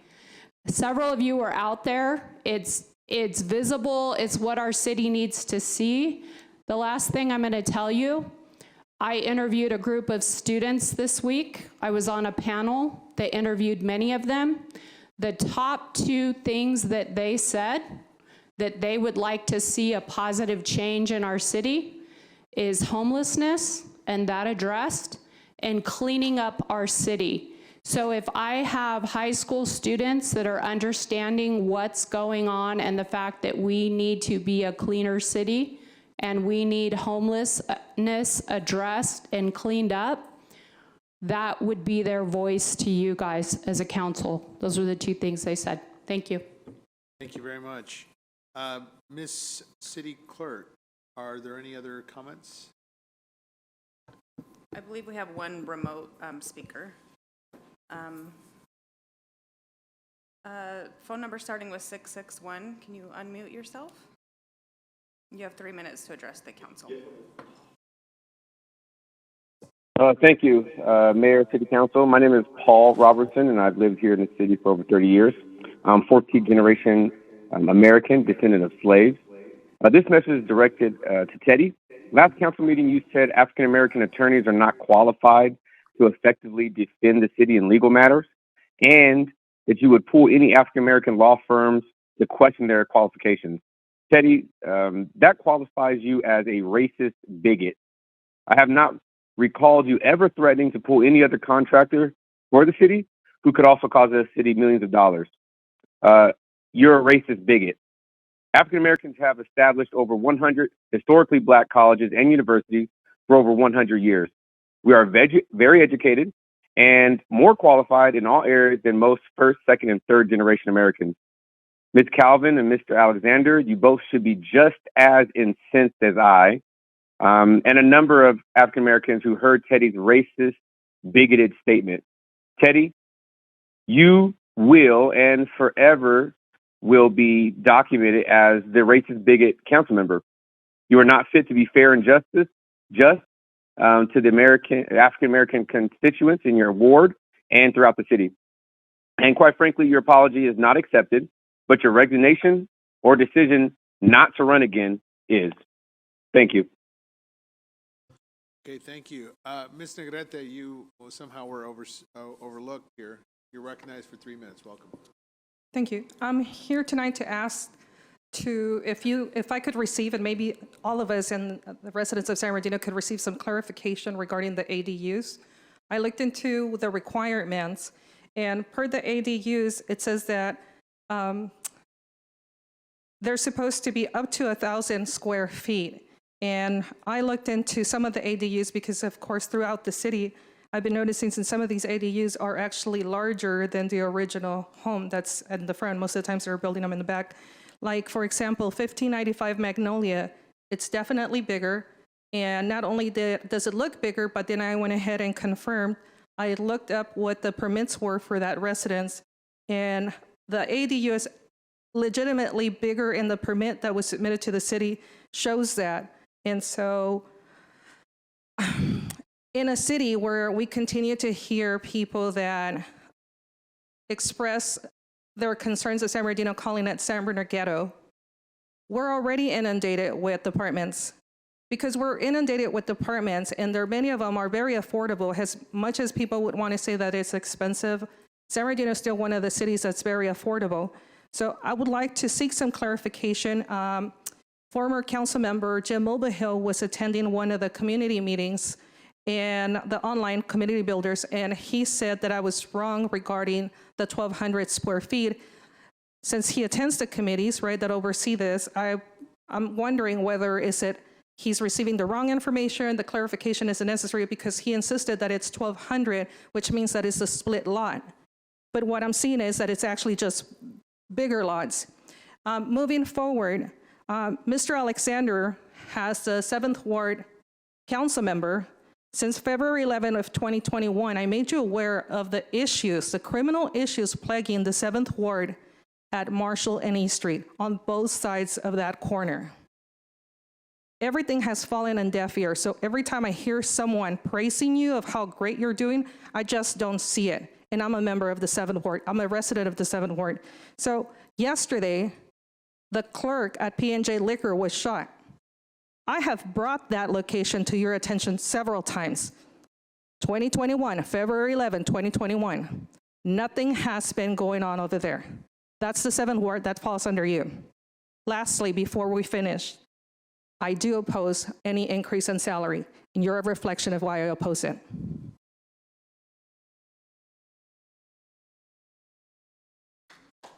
Okay, thank you very much. Mayor, Mr. Apodaca also submitted an online speaker. Okay, all right, sir. You turn your mic. Thank you, Yeah, sir. thank you for your time. Good evening, everybody. My name is Eddie Apodaca. I am a retired firefighter paramedic. I just wanted to tell you that I was in the background with your department, the San Bernardino County Fire Protection District, 2019. They're doing a fantastic job as far as vetting candidates, right? You want to keep out, like, you know, pedophiles and creepos and weirdos, because you can imagine the fallout. You guys are going into homes without, you know, unknown to people during their most vulnerable times, right? So let me just give you a list of how their questions that I was asked of how they're vetting your candidates. Since the age of 18, have you ever committed? Question 10, rape. Sexual intercourse by force, including spouse. Question 11, any other forcible sex act, oral copulation, sodomy, etc. Question 12, sexual intercourse or act with a person under age 18. Question 13, incest, sexual intercourse with a member of your immediate family other than your spouse. Question 14, and let me know when this gets weird. Question 14, sex in a place exposed to the public view, including masturbation. And skip a few. Question 18, child molestation, any sex act with child. Look, I agree. I don't want these creeps in my home either, right? Question 19, bestiality, any sex act with an animal. Question 20, prostitution or other act, intercourse or other sexual acts for money or other consideration. Question 36, have you ever had to register as a sex offender? Question 151, do you have any tattoos? If yes, give a description, meaning, and locations of each tattoo and when you got it. Question 184, have you ever had sex while on duty? Why is my wife being asked these questions? By a San Bernardino County fire captain, my background investigator, in my home when I am not there or my children are not there. I was instructed to leave my home and not to return till he is done. This is done at my home, and I apologize for the children in the room, but I'm speaking for every single female in this room right now. What is the meaning of this? Why are these questions being asked of my wife, a registered nurse of 18 years? Thank you, sir, for coming tonight. Thank you. This city clerk, do we have any final comments from remote speakers? We do not. Okay, very good. Let's move on to tonight's calendar. This is discussion item number 3. This is the execution of an exclusive negotiation agreement between the City of San Bernardino and Rich Development Enterprises, LLC. I'm sorry, sir. Sir, you're being a disturbance, sir. Thank you.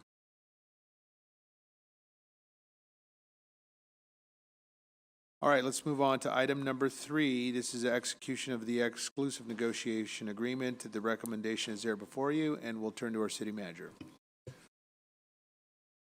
Yes, thank you. We will here have a presentation. Sorry, trying to recover a bit. We'll have a presentation tonight from Nathan Freeman on this matter. Mr. Freeman. Good evening, Mayor and City Council. Nathan Freeman, your Agency Director of Community Housing and Economic Development. And item 3 is really continuing the earlier theme of economic development and unprecedented development in our community and investment. So item 3 is your consideration of an exclusive negotiating agreement between the city and Rich Development for the potential development of the Arden Guthrie properties. We have the PowerPoint, gentlemen.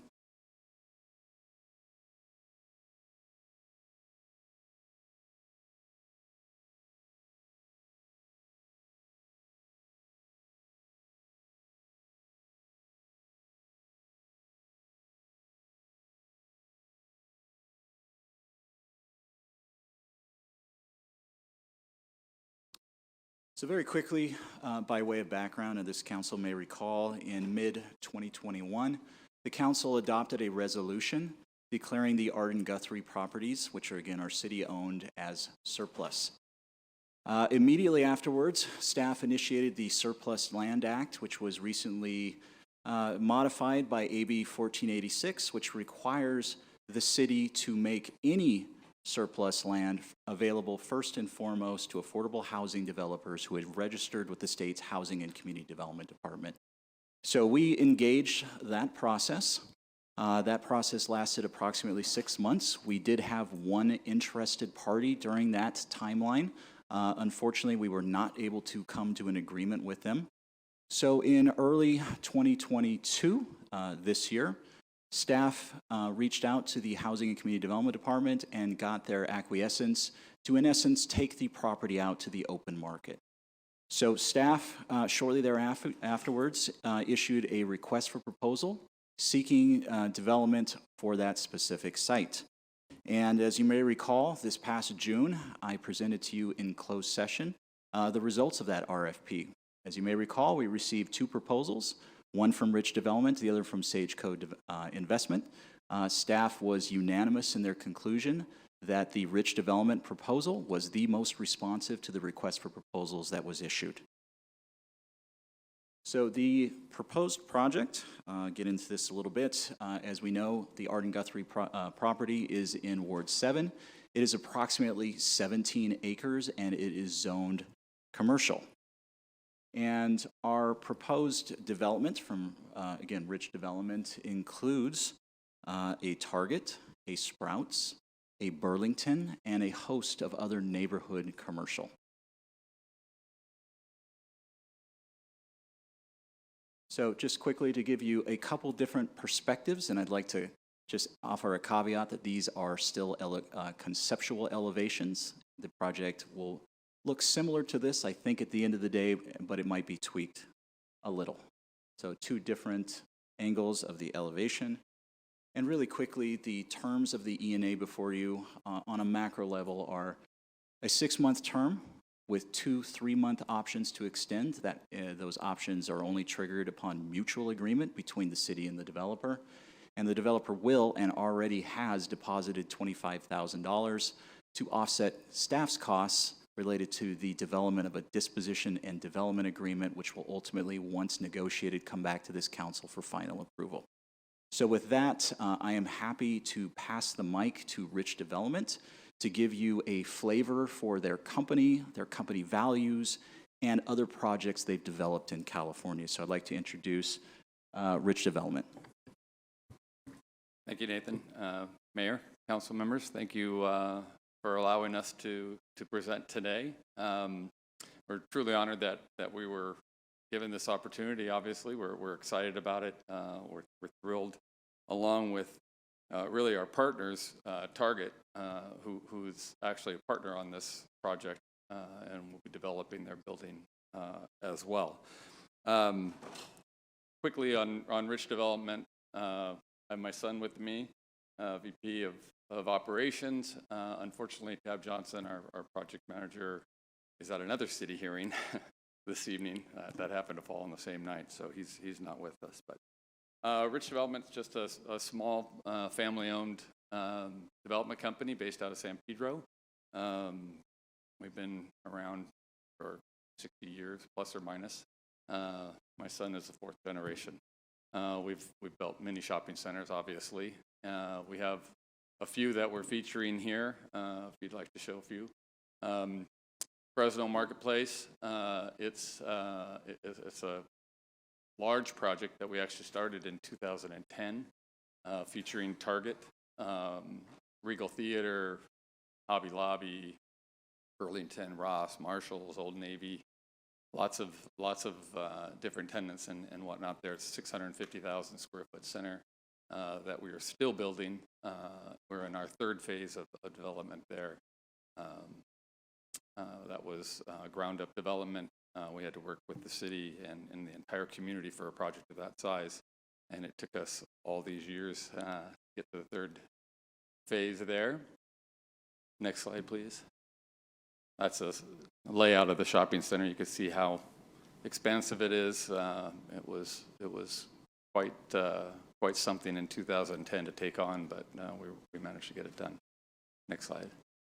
Prospector Plaza was an existing shopping center in Placerville.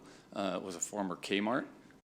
We brought in Target to replace the Kmart, redeveloped the property. Ross, Save Mart, CVS, lots of shops and restaurants that just recently completed a few months ago. About 250,000 square feet. We still own that center, and it's doing quite well. Next slide. That's the site plan for the property. Next slide. Trading Post is in Clovis, California, which is next to Fresno. This was an existing shopping center that had 2 vacant large boxes in it. So it was a dilapidated property. We purchased the property, secured Sprouts grocery there and Ross, remodeled, redeveloped the property, and it's quite a thriving shopping center today. So we're quite proud of that one. Those are a few, examples of that's a site plan, so you can see the layout and different tenants and whatnot that are involved in that project. These are 3 of many projects that we've done over the years. Happy to answer any other questions that you might have for me. We could talk about the project itself, whatever you need. Mr. Rich, we welcome you to the city, and we thank you for your investment in our community. I think we're ready to make a motion here. This has been a long time coming, and I want to salute and commend your development company.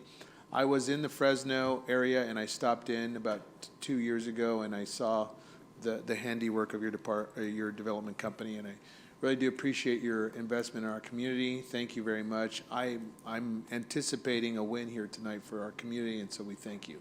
We'll open it to council members for questions. Council member, well, I don't see, just raise your hand. Who has a question? Ms. Calvin, go ahead. Thank you, sir, for the presentation. We truly, truly appreciate it. And we are definitely looking forward to this development again, because Ms. Sanchez was not here when I first commended Stephanie Sanchez and Amanda Hernandez on the great work that they have done in bringing forth this development to our city. So I want to congratulate them as well. My question is actually to Nathan. We wanted to, we're concerned about traffic, and that is, so if you can just speak to that for the community, please. Yeah, absolutely. Fantastic question. So as part of their development, the developer is going to have to do multiple studies, which will really form the foundation of whatever level of environmental review they're going to have to do. And one of those studies will absolutely be traffic study. So it's our prerogative to mitigate traffic to the best of our ability as it relates to this project. It's a little premature to say the level of studies that are going to be required. When we actually formally have a submittal, we'll start to know that better. But trust me, traffic is something that we are deeply concerned about and want to mitigate to the best of our ability. So, but the construction that's being done right there on Highland, did we plan that construction for this development or for any development that was going to be coming to that space? Or are we going to have to go back in and adjust even that development to increase more lanes or what have you for the traffic that's going to be created? It's a little premature to say definitively, but be happy to keep the council apprised as we move forward. Thank you. Okay. Councilman Alexander, sir. Thank you. I just want the public to know that this project, well, this Art to Guthrie has been going on for at least 15 years. It's been a long, arduous project. We have turned down, when I first got into office, we turned down what do you call it, a warehouse they wanted to put there. That was not going to fly under my watch. So, but thank you for coming out. I appreciate Stephanie and the staff for getting it done. Hopefully you have some charging stations in there so people can go over there with some charging stations. Absolutely. You shaking your head, yes? Absolutely. Absolutely, positively. Every shopping center has those outstanding. Thank you. Thank you again for coming to our city. We appreciate you. Motion to approve. Second. Motion by Calvin, second by Alexander. Members, cast your votes, please. Give me just a moment while I set up the vote.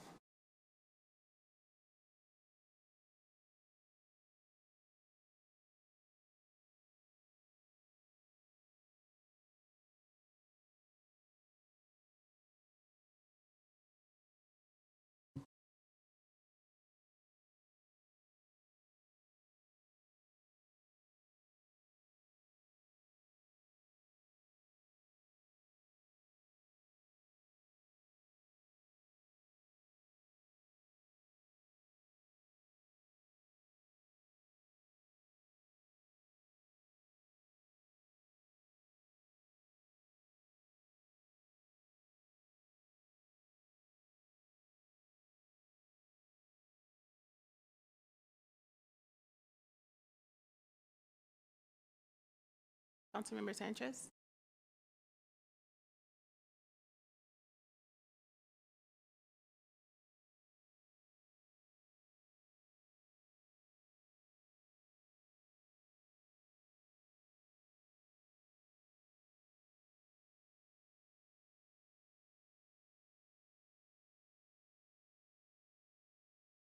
Mr. Rich, this is not indicative of or jinxing your project here.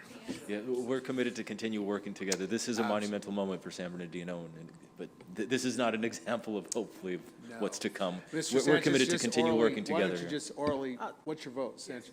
Okay, very good. All right, Madam Clerk, if you announce the vote. Okay, the item passes unanimously. Thank you very much. We salute the Rich Development and our city staff. Thank you very much for your diligent work, and we look forward to this completion. Thank you, sir. Thank you very much. All right, let's move on to item number 4. This is the Development Code Amendment, Zoning Map Amendment 2103. The item is there before you. This is a public hearing, and so I do have a script to read, so if you'll bear with me, please. This is Development Code Amendment, Zoning Map Amendment 2103, and Development Permit Type D, 21-15. The recommendation is there before you. Then I will open this public hearing at approximately 9:32 p.m. Could I please get a staff report on this item? Yes, good evening. The staff report will be provided by David Murray, who is our city planning director. So, Dave. Thank you. Good evening, Honorable Mayor, members of the City Council. Dave Murray, your city planner and Deputy Director of the Community and Economic Development Department. As mentioned, the project before you today is a Development Code Amendment 21-03 to amend the zoning district classification of a 3.94 acre property from commercial general zone to the industrial heavy zone, and a development permit type D 21-15 to allow for the development of a 52,160 square foot truck terminal facility on an 11.07 acre combined project site located at 5770 North Industrial Parkway in Ward 6. The proposed project is a cross-dock facility that will replace an existing 34,000 square foot industrial building and pallet yard. The proposed project meets or exceeds all development standards of the industrial heavy zone. As a matter of information, the Planning Commission on July 12, 2022, voted to approve the project by a vote of 4-3. However, that project failed to receive the 5 affirmative votes that's required from the Planning Commission. So this project is coming before you today without a formal recommendation from Planning Commission as a result of that. Staff is recommending that the Mayor and City Council introduce and subsequently adopt Ordinance MC-1593 to approve and adopt a mitigated negative declaration and mitigation monitoring and reporting program, and the Development Code Amendment to change the zoning district of one parcel from commercial general to industrial heavy, and also adopt a resolution 2022-188 approving development permit type D 21-15. Staff's happy to answer any questions, and the applicant representatives are here to speak if desired. Thank you, Mr. Murray. At this time, we'll move on to our public comment portion of tonight's item. This is item number 4. When I call your name, if you would please come address the City Council regarding your comments. Sean McMillan, Jeffrey Scott, Thomas Reese, Zachary Veers.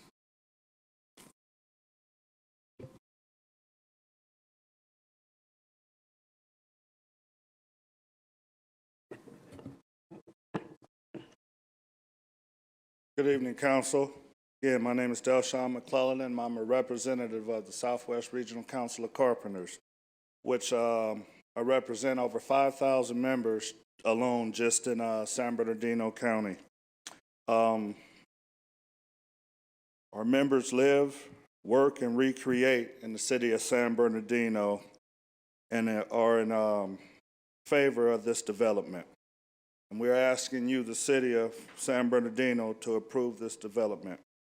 Our members, your constituents, would love to work on development like this for obvious reasons, like working close to home, less driving on the freeways 2 to 4 hours a day, working and spending their money in the city of San Bernardino, and also spending precious time with their family. This project benefits our members, your constituents, which will bring community wealth to San Bernardino. Thank you. Okay, thank you. Jeffrey Scott, followed by Thomas Reese.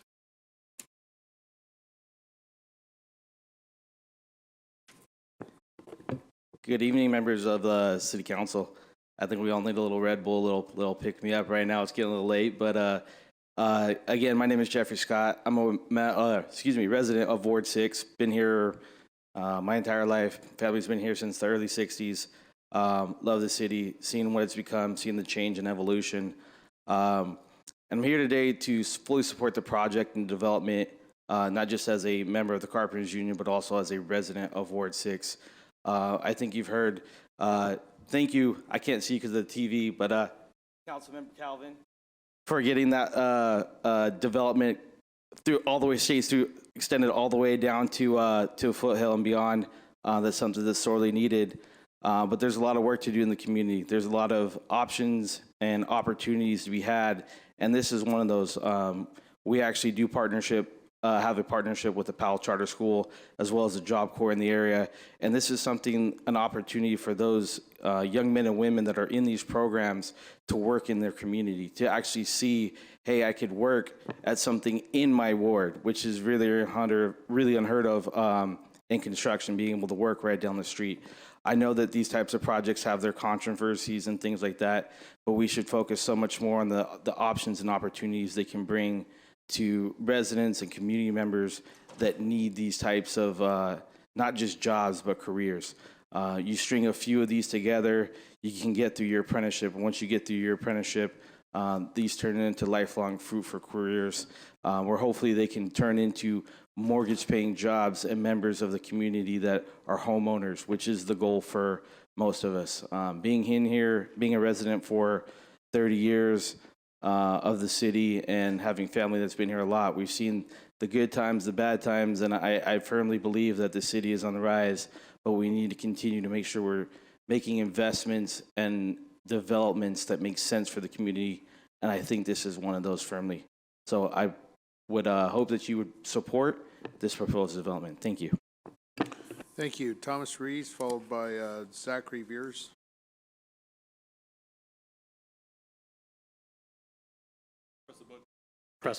You make me work over here. And my name is Thomas Reese, representative of the Laborers Union Local 783, located down the street here in city of San Bernardino. We represent San Bernardino and Inyo and Mono counties. We're here tonight to support item 4, the Industrial Parkway project. And on behalf of our membership, especially those that work in logistics in the construction field that depend on these types of projects to continue to provide for their families, we believe that this project should earn your support as well, because this project is sited in the right location and will be a job center for not only during the construction, but permanently. This allows union tradesmen to continue their career. And as you heard from the Carpenters Union and all the other programs that we all participate in, we too participate in the Chino Prison Apprenticeship Program, which helps recidivism folks going back into prison by joining apprenticeship programs, getting into the trades. That eliminates them going back into jails. So for a lot of our members, this is not, there might be some of them, their second chance, their second opportunity, And you guys are leading the way in creating opportunities by continuing to develop in this community. So appreciate your leadership and continue to work forward in building San Bernardino. Thank you. Thank you. Zachary Veers and Dolores Armstead. Zachary? Zachary Veers? All right, Ms. Armstead.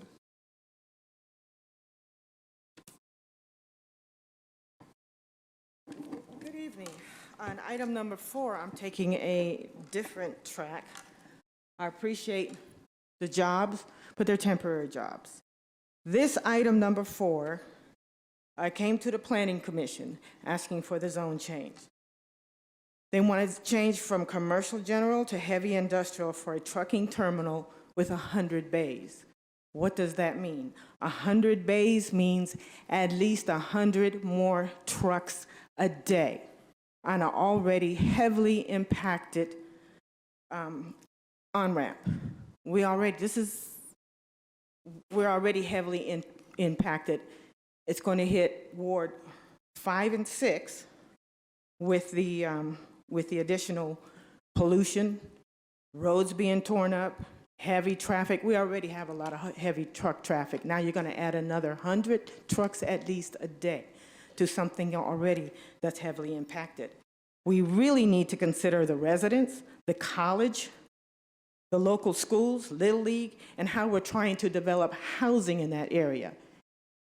And having 100 more trucks a day, heavy trucks a day, is not conducive to the growth that we want to see on that side or that end of San Bernardino. So you need to think about that. Logistics is a large industry, we know that, but it doesn't belong everywhere. And why is it in our wards that gets it all the time? I don't see it in the other wards, I see it in this ward, in these 2 wards. We're the ones that's going to get the traffic. We're the ones that's going to get the roads torn up. We're the ones that are going to be impacted with the pollution. So do we need that? Do we need another warehouse? Because that's really what it is. They're trying to sneak it through as a truck terminal. But when you have 100 bays, what does that mean? It means it's a warehouse by another name. Okay. And it's speculative. Right now, there is no tenant. So what are we doing? Another big empty building? So we need to look at the attachments, and you'll see what this is really about. We don't need that traffic. We don't need the pollution, and we don't need our roads torn up. We do need jobs, but these are temporary jobs. It only takes few months, the building is done, and then you have an empty building and no jobs. So that's what we need to think about. When you get done, we're still talking about 100 trucks, 100 heavy trucks on an already heavily impacted area and heavily impacted on-ramp. Thank you. Thank you. Angel Esparza and Jimmy Elrod. Angel?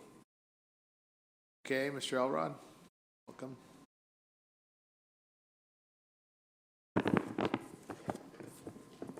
Good evening, Mr. Mayor, council members. My name is Jimmy Elrod. I'm a proud union carpenter and representative for the Southwest Regional Council of Carpenters.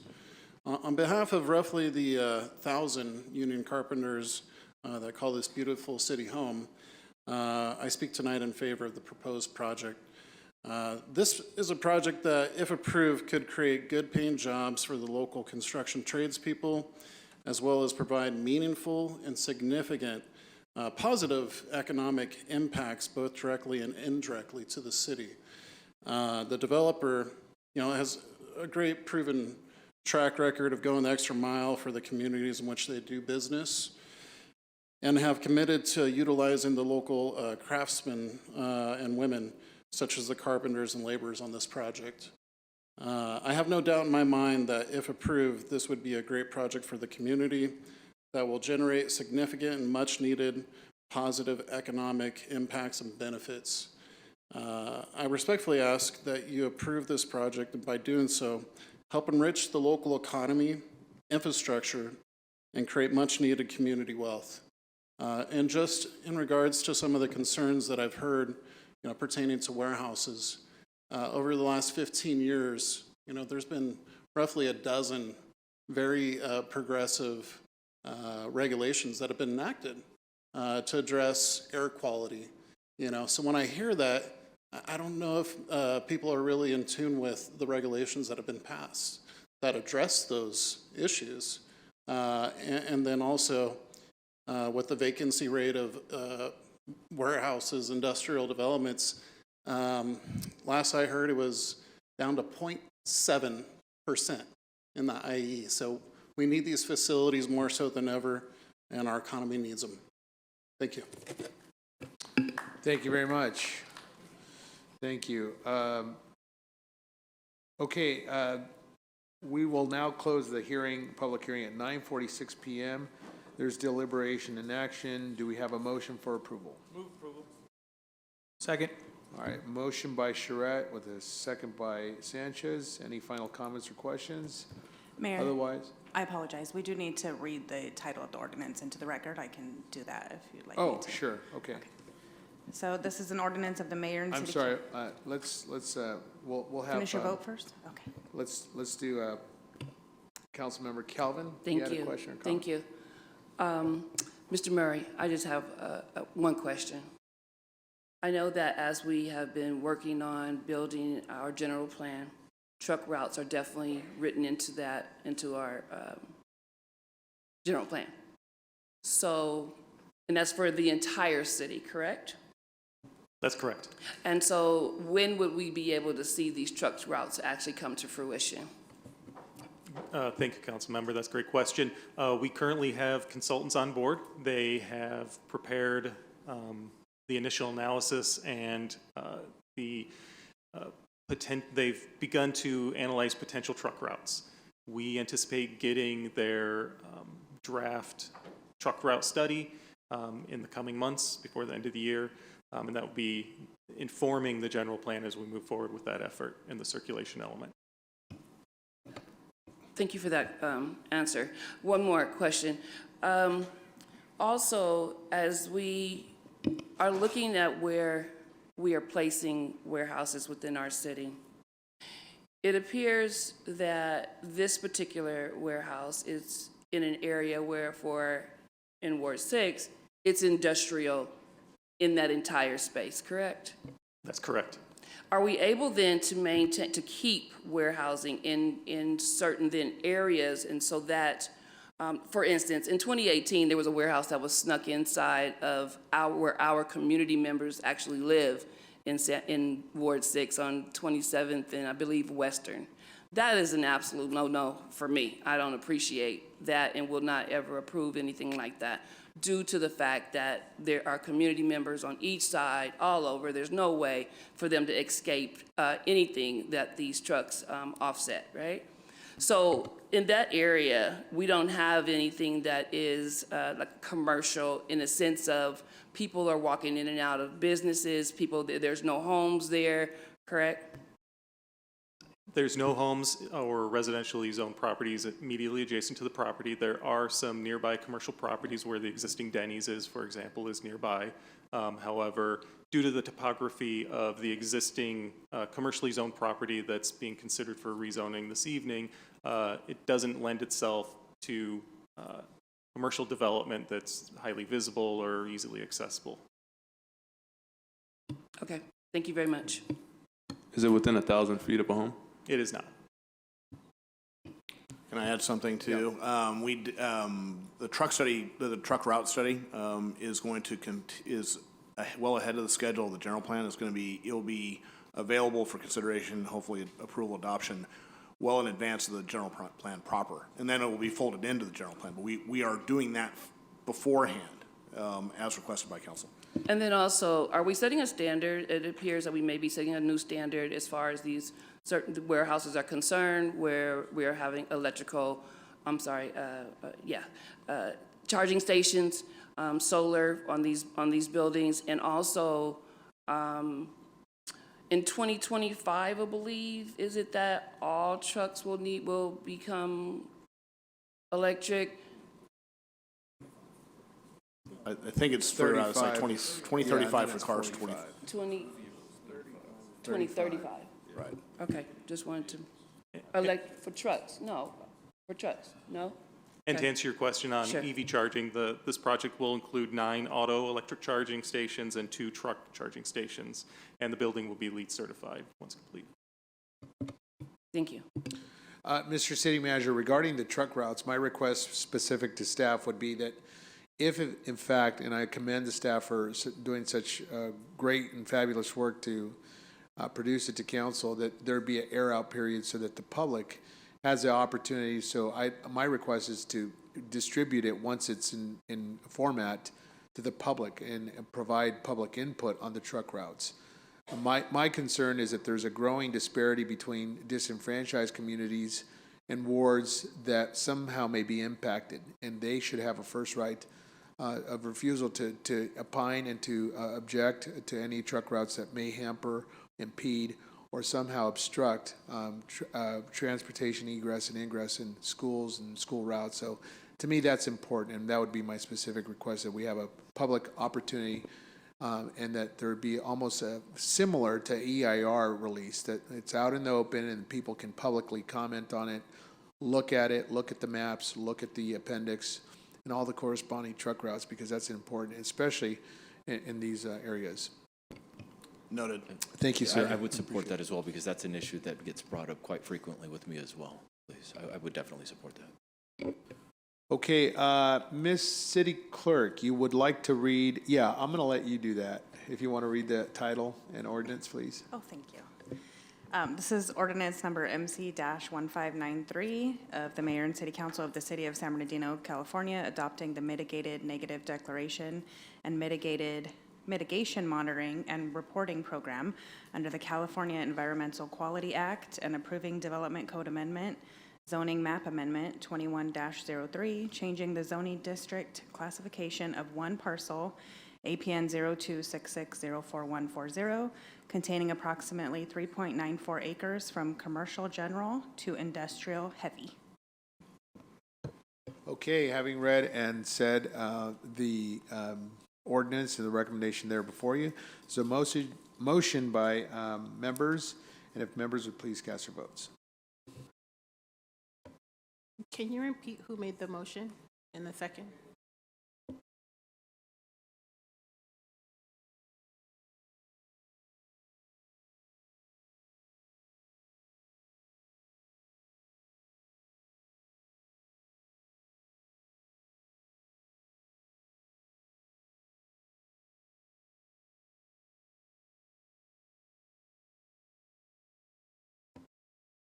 The motion passes with 5 yeses and 1 in opposition. Very good. The motion passes, and thank you very much to our investment community, and thank you for your continued progress here in our city. Let's move on to item number 5. This is a public hearing on annexation number 22 to Community Facilities District 2019-1.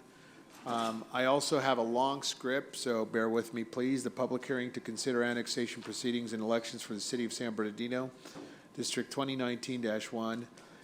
Annexation number 22 is now open, the time being approximately 9:53 p.m. Do any council members wish to hear the staff report? No. Do any members of the council have any questions of staff or wish to make any comments?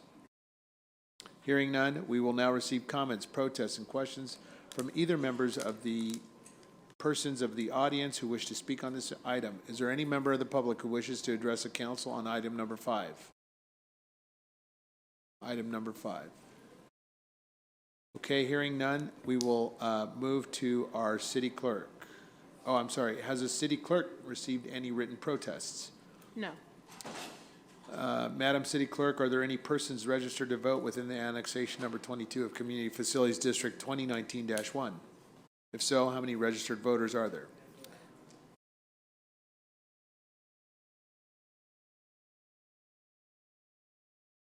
There are no registered voters within annexation number 22 of Community Facilities District number 2019-1. Okay, I now declare the public hearing closed, the time being approximately 9:54 p.m. May I please have a motion to adopt Resolution 2022-194 of the Mayor and City Council of the City of San Bernardino. There's a motion by Charette, a second by Figueroa. The City Clerk, the official, Ms. City Clerk, go ahead. The official ballots have been opened and all votes are in favor of the proposition presented on the ballot, and the election is now closed. Very good. May I have a motion now to adopt the resolution of 2022-195 of the Mayor and City Council? Motion by Charette. Is there a second? Second by Figueroa. Now, I ask for a motion to waive the further reading and introduce by title only ordinance MC 1594 of the Mayor and City Council of the City of San Bernardino, California, amending the ordinance MC 1552 and levying special taxes to be collected during the special fiscal year of 2022-2023 to pay the annual cost of the maintenance and servicing of landscaping, lighting, water quality improvements, graffiti, streets, street sweeping, parks and trail maintenance, a reserve fund for capital replacement, and administrative expenses with respect to the City of San Bernardino Community Facilities District 2019-1. All right, members, please cast your votes.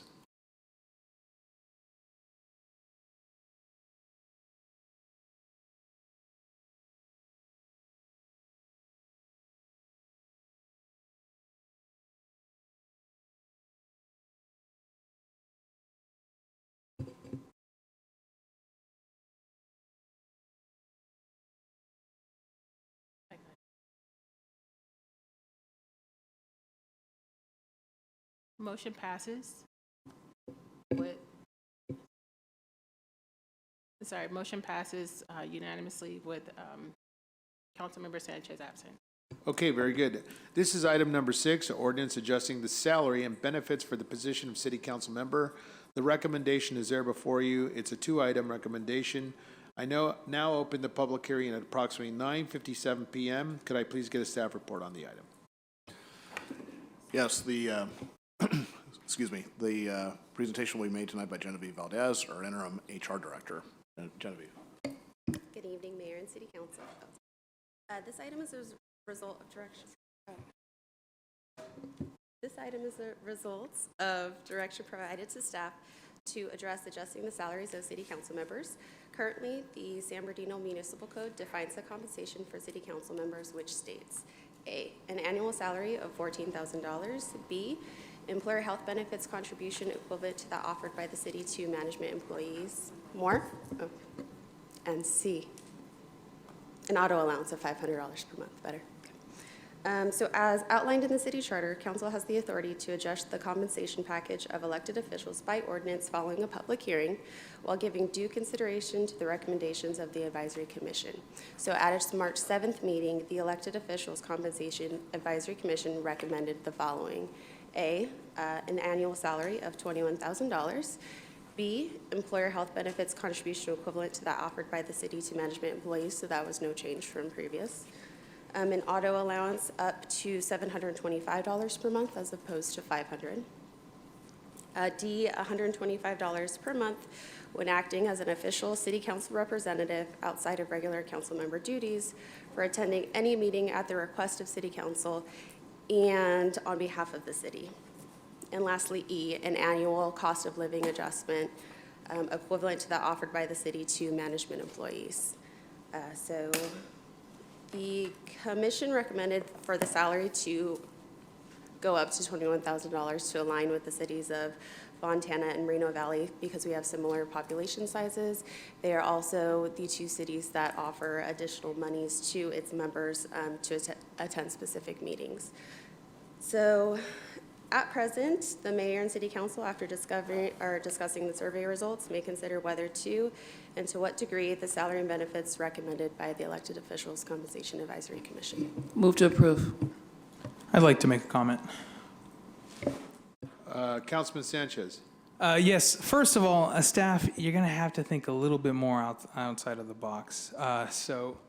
Concerning how we came up with this number, just doesn't really match up with what we're trying to look at here. So we do this for everyone out there. The way we come up with the type of compensation we need to pay our full-time professional staff is by comparing it to other cities, because we have staff who typically don't live in the city of San Bernardino and who are in the market to fill a position, an HR position, a finance director position in any given number of cities.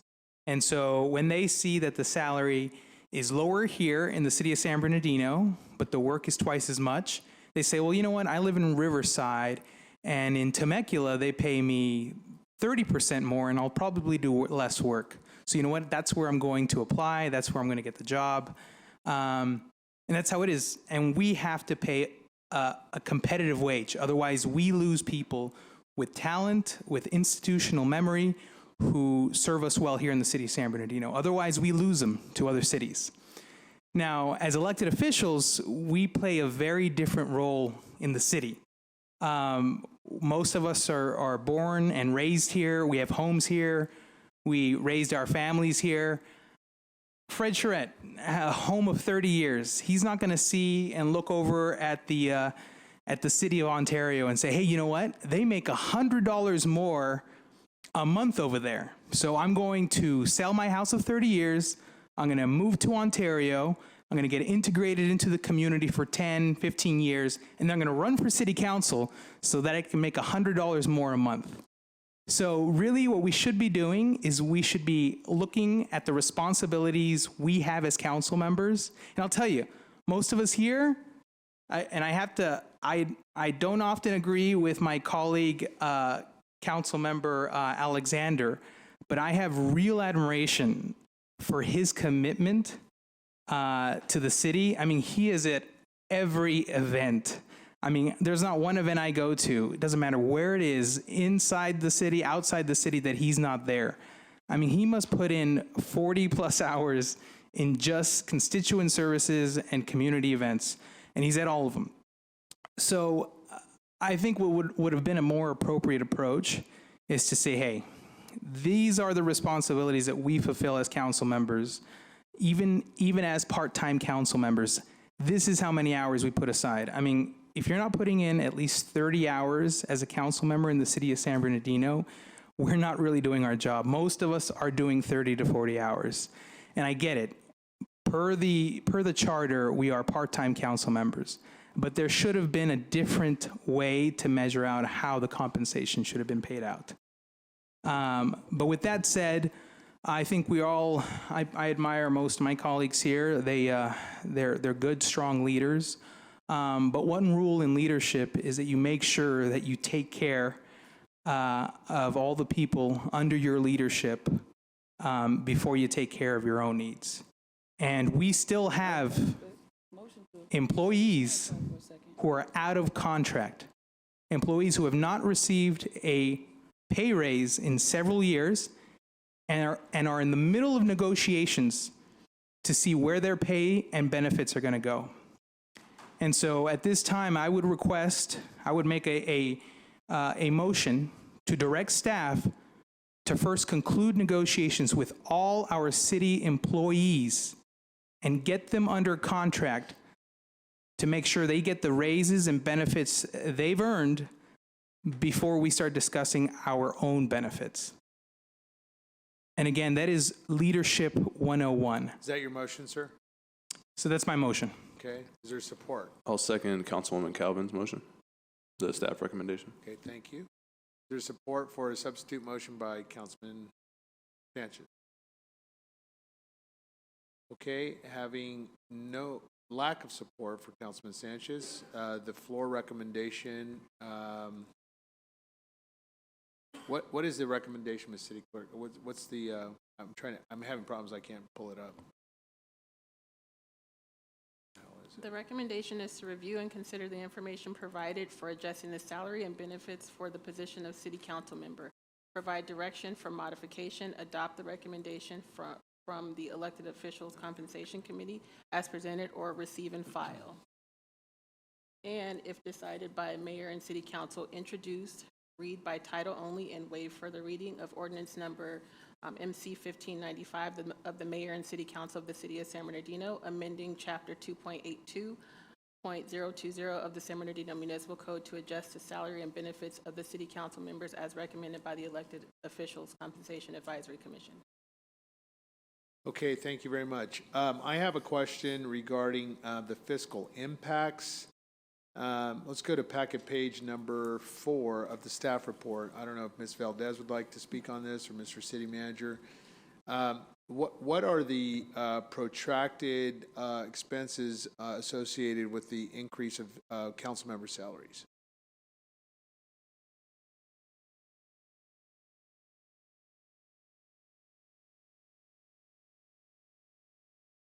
And also, what are the corresponding obligations of PERS with the spike of increase on the salaries of these council members if they were to approve their salary hike tonight? We may have to get back to you on that. I do want to quickly set the record straight, by the way. The recommendations here were not developed by staff. They were developed by the elected official compensation committee. So this is not, shoddy staff work. It was the work of the commission, and it was their prerogative to come up with formulas that they came up with. If we do need to do some sort of analysis on the fiscal impact of a relatively minor increase in salaries, benefits, that's certainly something we can do. If that's at the council's discretion. Yeah, according to this, it says $40,000 this fiscal year, and the fiscal impact, and then 83. That's half the answer that I need. But my question is, are there certain obligations, PERS, and what are the increases, and how does this affect the members? The $83,000 is inclusive of CalPERS costs, as noted in the staff report. That's a full fiscal year, the 83. That includes the PERSable obligations. Okay, very good. All right, thank you very much. We'll open up council member to comment. Councilman Figueroa? Thank you. And so, hearing what I just, what you just said, that you might not, I have a question regarding item D, or section D, about the 125 per meeting. I'm not sure if you might have the answer to that. I was wondering if there are any guardrails or anything that would prevent double dipping or abuse of that system. What constitutes a meeting? Would this be something like the IVDA, or just? So an example would be being a city representative at like the water board. Yeah. There's no serious, what? Okay. I don't support that stipend, that 125 part. No matter what happens on the rest of it, I certainly don't support that. And that's not a good example because we appoint water board commissioners, and we don't represent the city on water boards. And I think what we're talking about, with all due respect to you, community meetings, those are meetings that we all attend. Coffee with a Cop, neighborhood association meetings. The list goes on and on and on. And so where do we draw the line on those? And I think that's inappropriate. Some of the regional boards that we sit on, those boards pay stipends to the representatives from the various cities or communities. But I certainly can't support that part of this at all. And that's what I meant by double dipping. If a council member is already being reimbursed for, let's say, attending IVDA, would that also constitute a 125 reimbursement from the city? I would find that to be very inappropriate.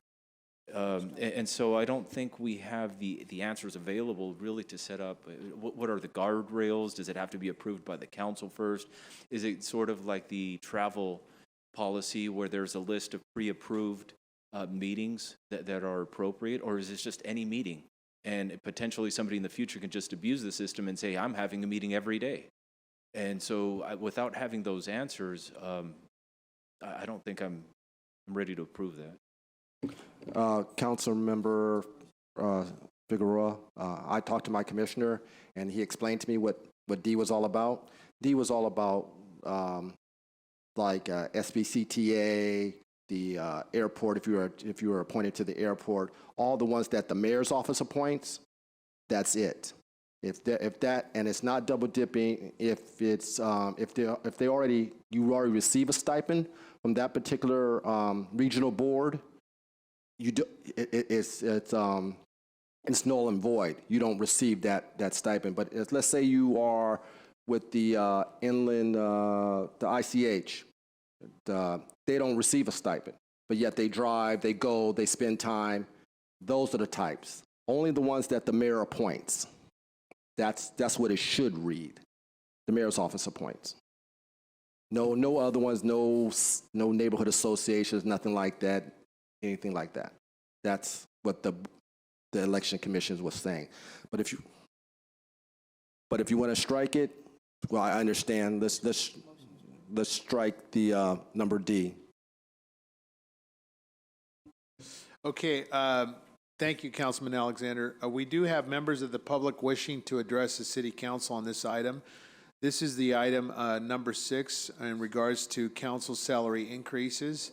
I'll call forward the following individuals, and you have 3 minutes. Ms. Haslett, Peggy Haslett, followed by Jim Penman, to address the city council regarding council salary increases. Peggy Haslett, I was the chair of this commission. So a couple of the questions that I'd like to address on this. Councilmember Calvin, or Councilmember Alexander, you're 100% correct. What we were looking at with that addition of $125 per meeting, that was if you were appointed by the council or by the mayor's office to go to a meeting that was not going to be stipend. So IVDA, you're getting a stipend. So we weren't going to have you double dip. We beat this thing to death. We talked about this at 3 different meetings. We wanted to make sure that if there was a council member who was going above and beyond, who was going outside of being appointed to a lot of things because they were available and they weren't having full-time jobs, and they were going to these, that there was compensation for that. We were looking at equity and equality. We had to use matrices, and we utilized what we thought we'd used in 2018 to come up with the $14,000. We looked at what the other compensation was for the cities around us, and then we broke that down to part-time council members and what was within our jurisdiction. As you note, we took the mayor's compensation off of this and left that in your hands. That was a decision that we were not comfortable making as a commission. And so we left it in the hands of the elected officials before you. We raised the car allowance because obviously cost of driving now has definitely increased, and we're a city of over 62 square miles. So we're a big city. And I don't care if you're in one ward, you guys cover the whole city. So we raised that for $500, $725. We wanted to make this as fair as possible, and we wanted to make sure that you were compensated. You do a lot of hard work. We kept having somebody come for us at every meeting saying that we need to give you staff. That's not within our purview. We can't say that we can give you staff. We looked at the budget on this. We looked at what was available budgetarily wise, and we met several times. And it's with a heavy heart, I have to say, that as of April 1st, I sold my house here in San Bernardino. And I will no longer be able to represent the city as a commissioner. And I've been doing this for a lot of years, for decades. So I appreciate the fact that Councilmember Reynoso appointed me to this. I felt this was a very important commission. They selected me as the chair. I took this responsibility very seriously. We met several times to discuss this issue. And at the March meeting, this was the decision we came forward, but ultimately, it's your decision. So I'm here for questions tonight.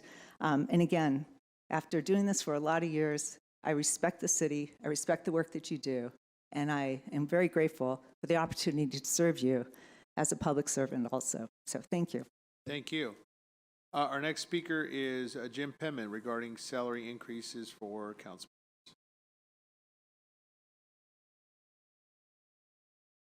My years of service to the city, I went through 26 years, went through 14 elections.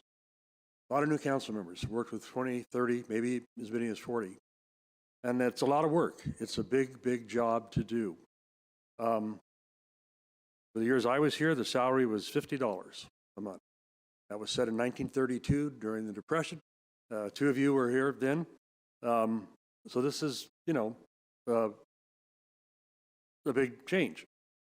As far as supporting it, the attitude used to be it was political suicide to support it. And they used to always, of course, when the salary was fixed and you didn't get to set it, but you did get to set your benefits, you always waited. And so there were 4 council members, the year 4 council members got elected, then those 4 would vote to up their benefits, but the 3 who were getting ready to run again would not. I've never opposed the salary increases for elected officials because I know how hard you do work. And I also, unlike one previous speaker, I don't see it as a term of retaliation to say vote against it. If you don't like the person that represents you, you're more likely to get more candidates to run against that person if you pay more money. So that's kind of my take on it. So if I was up there, I don't know that I would be opposing it. But there is a problem. San Bernardino has a history of never, ever council adopting salary or benefit increases until all other bargaining units have been taken care of first. It is basic government. It is leadership. You always make sure that your employees get paid. You don't leave the bargaining units hanging and then you vote to do it. It's a terrible example to set. Terrible example for your employees. Public does not like it. Mr. Sanchez mentioned that we've got several bargaining units that have been without contracts for some time. And I can tell you, our office did a research going back to 1910. The city council has never in its history voted to give itself a raise in salaries, even when they had that authority, or benefits, until all of their employees' raises were resolved. So if you vote tonight to do it, I'm not saying you shouldn't eventually do it, but if you vote tonight, you are pioneering something that has never been done in the history of this city before. You will be the first council ever to adopt an increase in your benefits or raises while you have bargaining units out there that have not had new contracts, raises, or benefits considered, some of them for 2 or 3 years. If that's the leadership you want to show, and if that's the example you want to set, have at it. It's your vote. Thank you, Mr. Penman. Mr. Charette, sir. Yeah, thank you. Mr. Penman, how many times have you and I agreed? Probably more than we realize. And you make some very good points. I did take this job for $50 a month, and little quick story, I still have the first $25 check I was ever given here. I didn't cash it because I thought it'd be fun to have for posterity. I still have it. I never framed it, but I still intend to. Maybe on my retirement I'll frame it, or maybe y'all can frame it for me and give it to me as a going away present. But ironically, I got a letter from finance about that $25 check, and they were asking where it was. It had never been cashed. And so they canceled it and sent me another one. So I got my check and got to cash it too. I honestly came here tonight not knowing. I mean, we do put in a lot of time and a lot of effort. Costs have gone up. It is not something I like doing, voting myself a raise, but I did it in the private sector. I decided how much we could afford and whether I could make more based on my production. And so it's not, I don't think, a question really of how hard we all work. I think we all do some harder than others, but we are very, very busy and attend a lot of meetings, do a lot of things, travel a lot. Gasoline prices are through the roof, as everyone knows. The economy is changing. We've got inflation. It is a problem. But I'm going to second the substitute motion of Mr. Sanchez that puts this off till it, not necessarily burying it, but just putting it off until we have all of our ducks in a row, and we can address this at a later time if someone wants to bring it up. So I will second the substitute motion. Okay, thank you very much. So the substitute motion by Sanchez is now seconded by Charette. Members, Mr. Sanchez, you want to reiterate your motion, your substitute motion? No, just mention it. I'm not. Yeah, you guys need to help me with this too. It was something along the lines of make sure that we finish negotiations with all our bargaining groups before we bring back a discussion of the before council salaries, council council compensation. I mean, and also just while we're at it, if Council Member Charette is amenable to it, bring back to us maybe another calculus on how to compensate council. I know we have this survey before us, but I don't know, maybe throw out a different idea. Otherwise, we'll come up with it here at the dais. But I would like to see this before the end of the year. How many more bargaining units, negotiations do we have before we're done? One. And any estimation or how close we are as to when we could be completed with that? It wouldn't be appropriate for us to comment on that. Okay, all right. That's your motion, Councilman Sanchez. Your substitute motion, support by Charette. So substitute motion is that we will bring it back once we have finished negotiating all of our bargaining units. Yeah, that's what I'm supporting. I don't have a quarrel with the work that the committee did in the calculus. So I think if we can make it simple and just put it that it'll come back after we've finished all negotiations with our bargaining units. Okay, there's affirmation by Sanchez on that with Charette on a second. Members, please cast your votes on the substitute motion.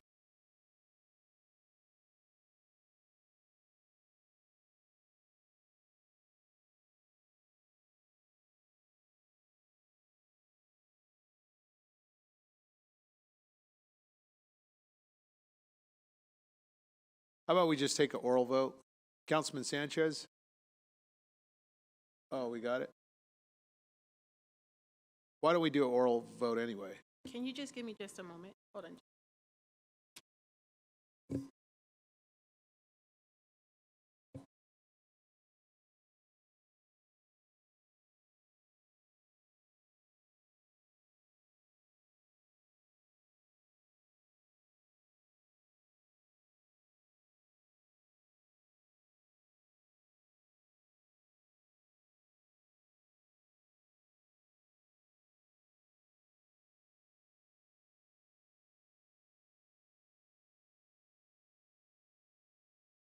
Ms. Hazlitt, thank you so much. We appreciate you and the commission. The substitute motion passes unanimously. Okay, the item will come back at a later time. Thank you very much. Let's move on to our consent calendar for tonight. These are items in normal order here. Items 7 through 35. Are there any polls by council members? Otherwise, I will entertain a motion for full approval of the consent calendar. I'd like to pull item 16. Okay.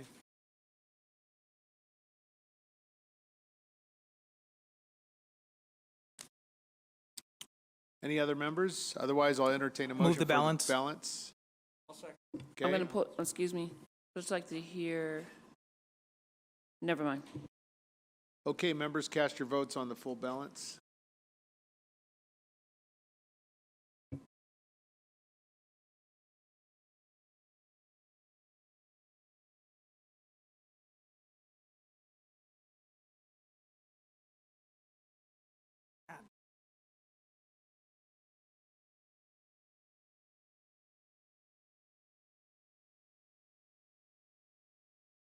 You're gonna.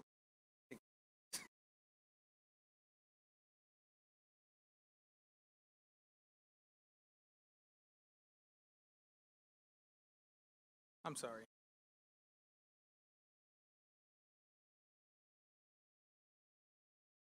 Sorry.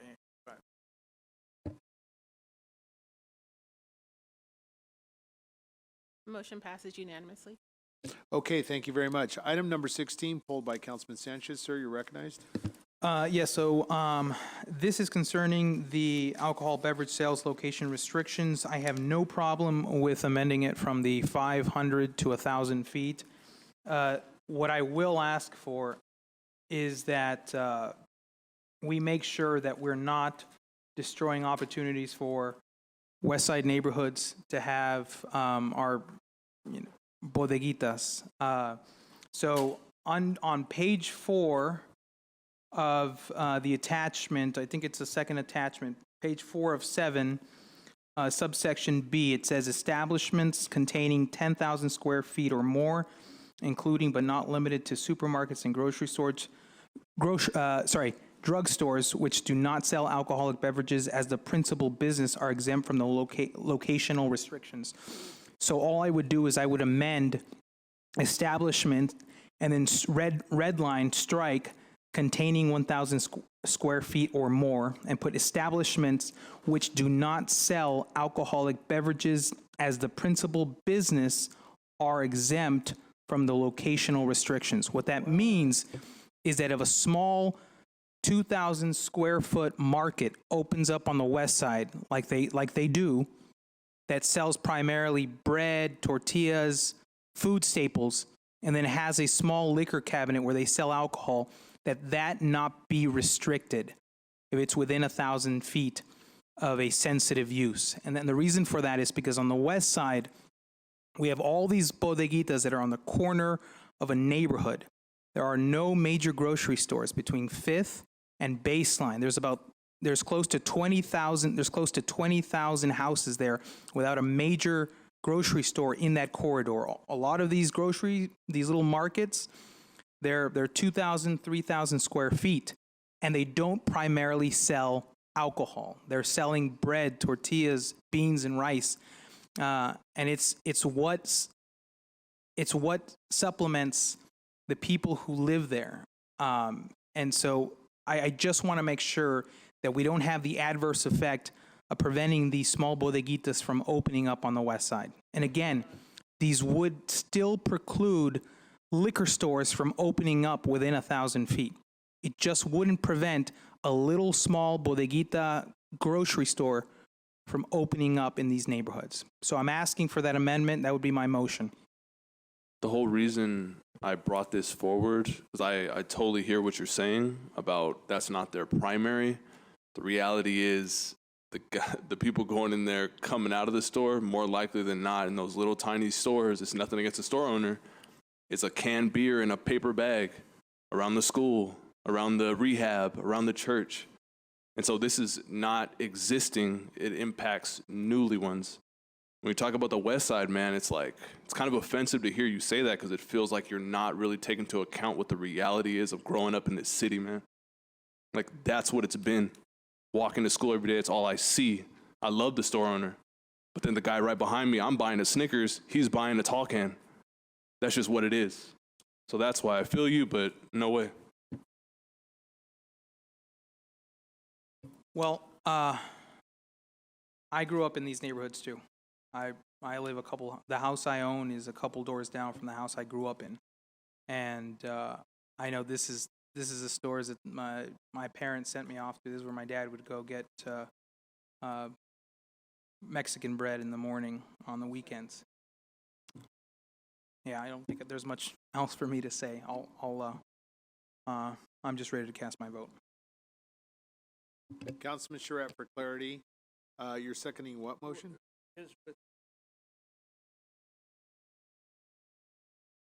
So the modification is solely to strike 10,000 square feet or more. That is the only strike, the only red mark on the ordinance. So it would be establishments which do not sell alcoholic beverages as the principal business are exempt from locational restrictions. I'm still perfectly fine with the 1,000 square feet. I'm still, sorry, the 1,000 feet from a sensitive use. I just don't want to prevent the little bodeguitas from being able to make improvements, from being able to remodel or to reopen. We had a lot of these bodeguitas closed down during the Great Recession. And you can go down Mount Vernon and you can go down the streets and you can see all the ones that are closed, but they're still owned by the homeowner who's right next to that. And they're looking to open up, and I just don't want to prevent them from being able to open shop. A motion to approve the staff recommendation as is.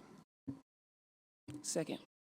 Okay, that's your substitute, and it's supported by Councilmember Kelvin.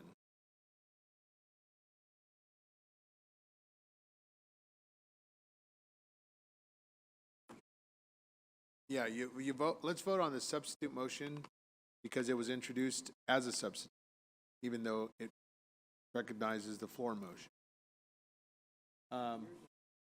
Mine's a substitute. Yeah, but you uttered yours first, so. Yeah, No, so it's the actual technically- motion, you pulled the item for discussion. You made a motion to alter. It was seconded. The substitute motion was to accept the staff recommendation. Correct. And the rules require you to vote on the substitution first. Correct. So the motion on the floor is a staff recommendation. Thank you, Ms. City Attorney. So we'll vote on the substitute motion, which is to affirm the staff's recommendation as is. Members, cast your votes, please.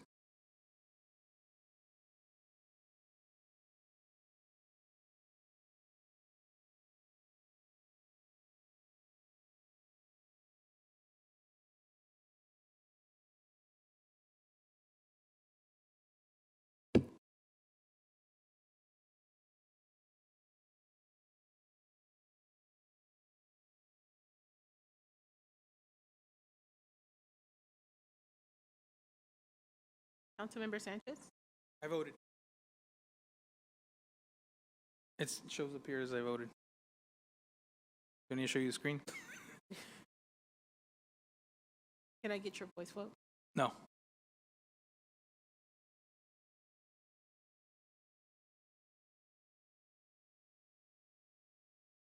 The motion fails 3-3. Can you please announce those votes just for the benefit of the public? Sorry.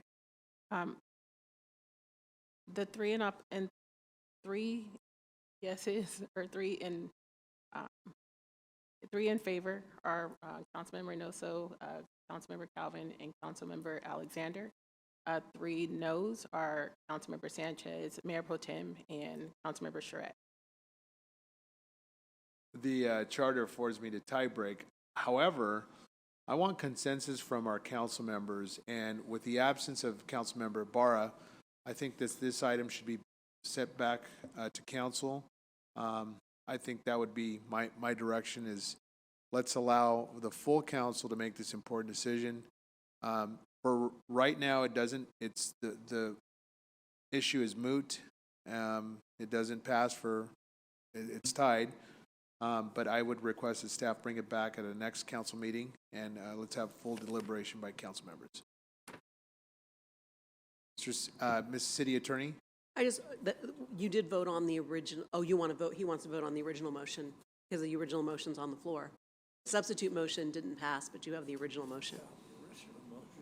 Which is the amended Is the amendment. by yes. Sanchez. Yes. Technically. Okay. I mean, you don't have to. I think we're going It's to know gonna what the be the result is. same. Right. So you should know, this is before you on the consent calendar because this is normally your second reading. If you don't have, if the second reading fails, the ordinance would have to be reintroduced again as a first. Correct. Unless there's action by the council to postpone this item to your next meeting. I want to recommend that or can the mayor have his prerogative and say, just bring it back before council for full council deliberation? I think you should have a formal motion since Very it's good. second reading. Members, a second reading with a stalemate?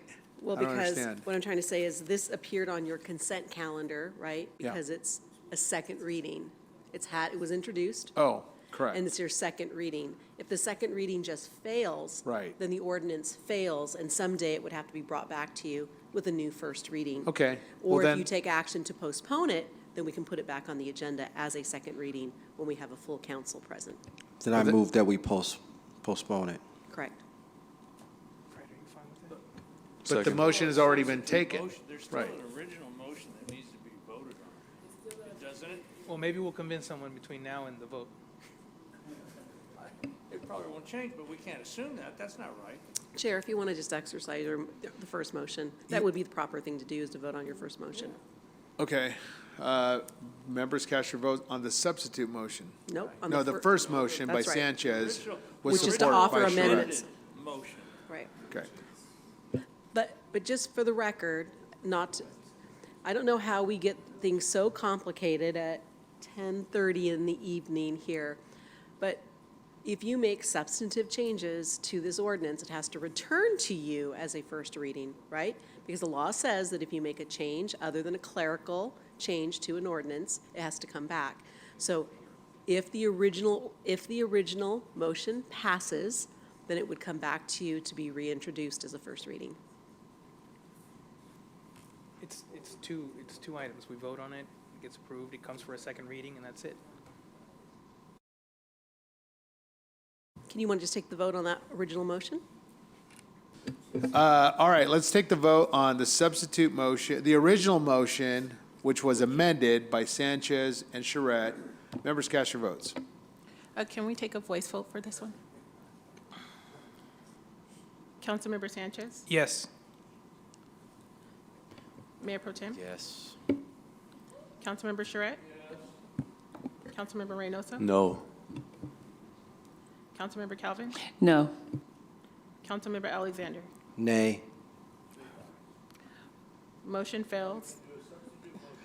No, we're done. No, you just have staff come back and bring it at a later time. All right, let's move on, folks. This is item, we've concluded item number, all the consent calendars. I think there was a motion to postpone. Okay. I didn't All hear a right. second, though. Go. Okay, but wouldn't that be a motion to reconsider since the motion? No, it's just a motion to postpone it and bring it back to you, because if the second reading fails in its entirety, then we could bring it back at another meeting, but you're going to have to start all over again with the first reading. So motion to postpone by Alexander with a second by Reynoso. Members, cast your votes to postpone. And we'll take a voice vote for this one. As soon as possible. My understanding was it was at the next meeting in hopes that you would have Councilmember Ibarra's attendance. If she has. Okay, cast your votes. Let's go. Call it. Councilmember Sanchez? Yes. Mayor Pro Tem? Figueroa? Councilmember Charette? Yes. Councilmember Reynoso? Yes. Councilmember Calvin? Yes. Councilmember Alexander? Aye. Motion passes. Okay. All right, let's move on to item number 36, critical incident notification policy by Councilmember Alexander. Sir, give us the kind of genesis of this request and brief, and we'll vote on it. Appreciate that, Mr. Mayor. Critical notifications about how mayor and council members are notified where the critical incidents are happening. For example, the mall fire, Mr. Mayor, you called me. I called Councilmember Sanchez on the mayor fire. I believe he said, on the mall fire, on the mall fire. He said he ran into it by accident. I have, when I was just driving down Highland, San Bernardino County bomb squad was there, and I didn't even know it. It was in my ward. We need a better way to notify the mayor and council when critical incidents happen in the city and not learn it by social media. So, Councilmember Alexander, your recommendation is that staff work on a policy and bring it back at a future meeting? Correct. Okay, is that your motion? Very That's it. good. Second. Second by Reynoso. Members, cast your votes.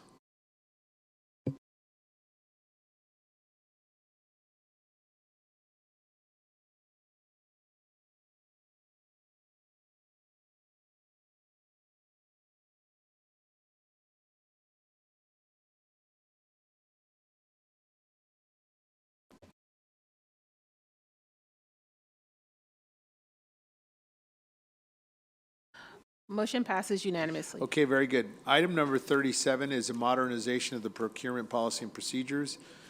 Councilman Sanchez, sir. Yeah, the last major overhaul to the procurement procedure was back in the 1960s. I think we should approve. Move to approve. Okay, there's support. Members, cast your votes.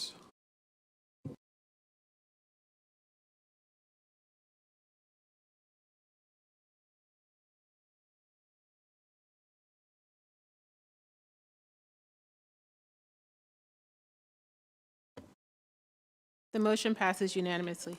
Okay, very good. This concludes the meeting of tonight, September 21st. The next joint regular meeting of the Mayor and City Council will be held on October 5th, 2022. Thank you for attending tonight. Drive home safe, and thank you.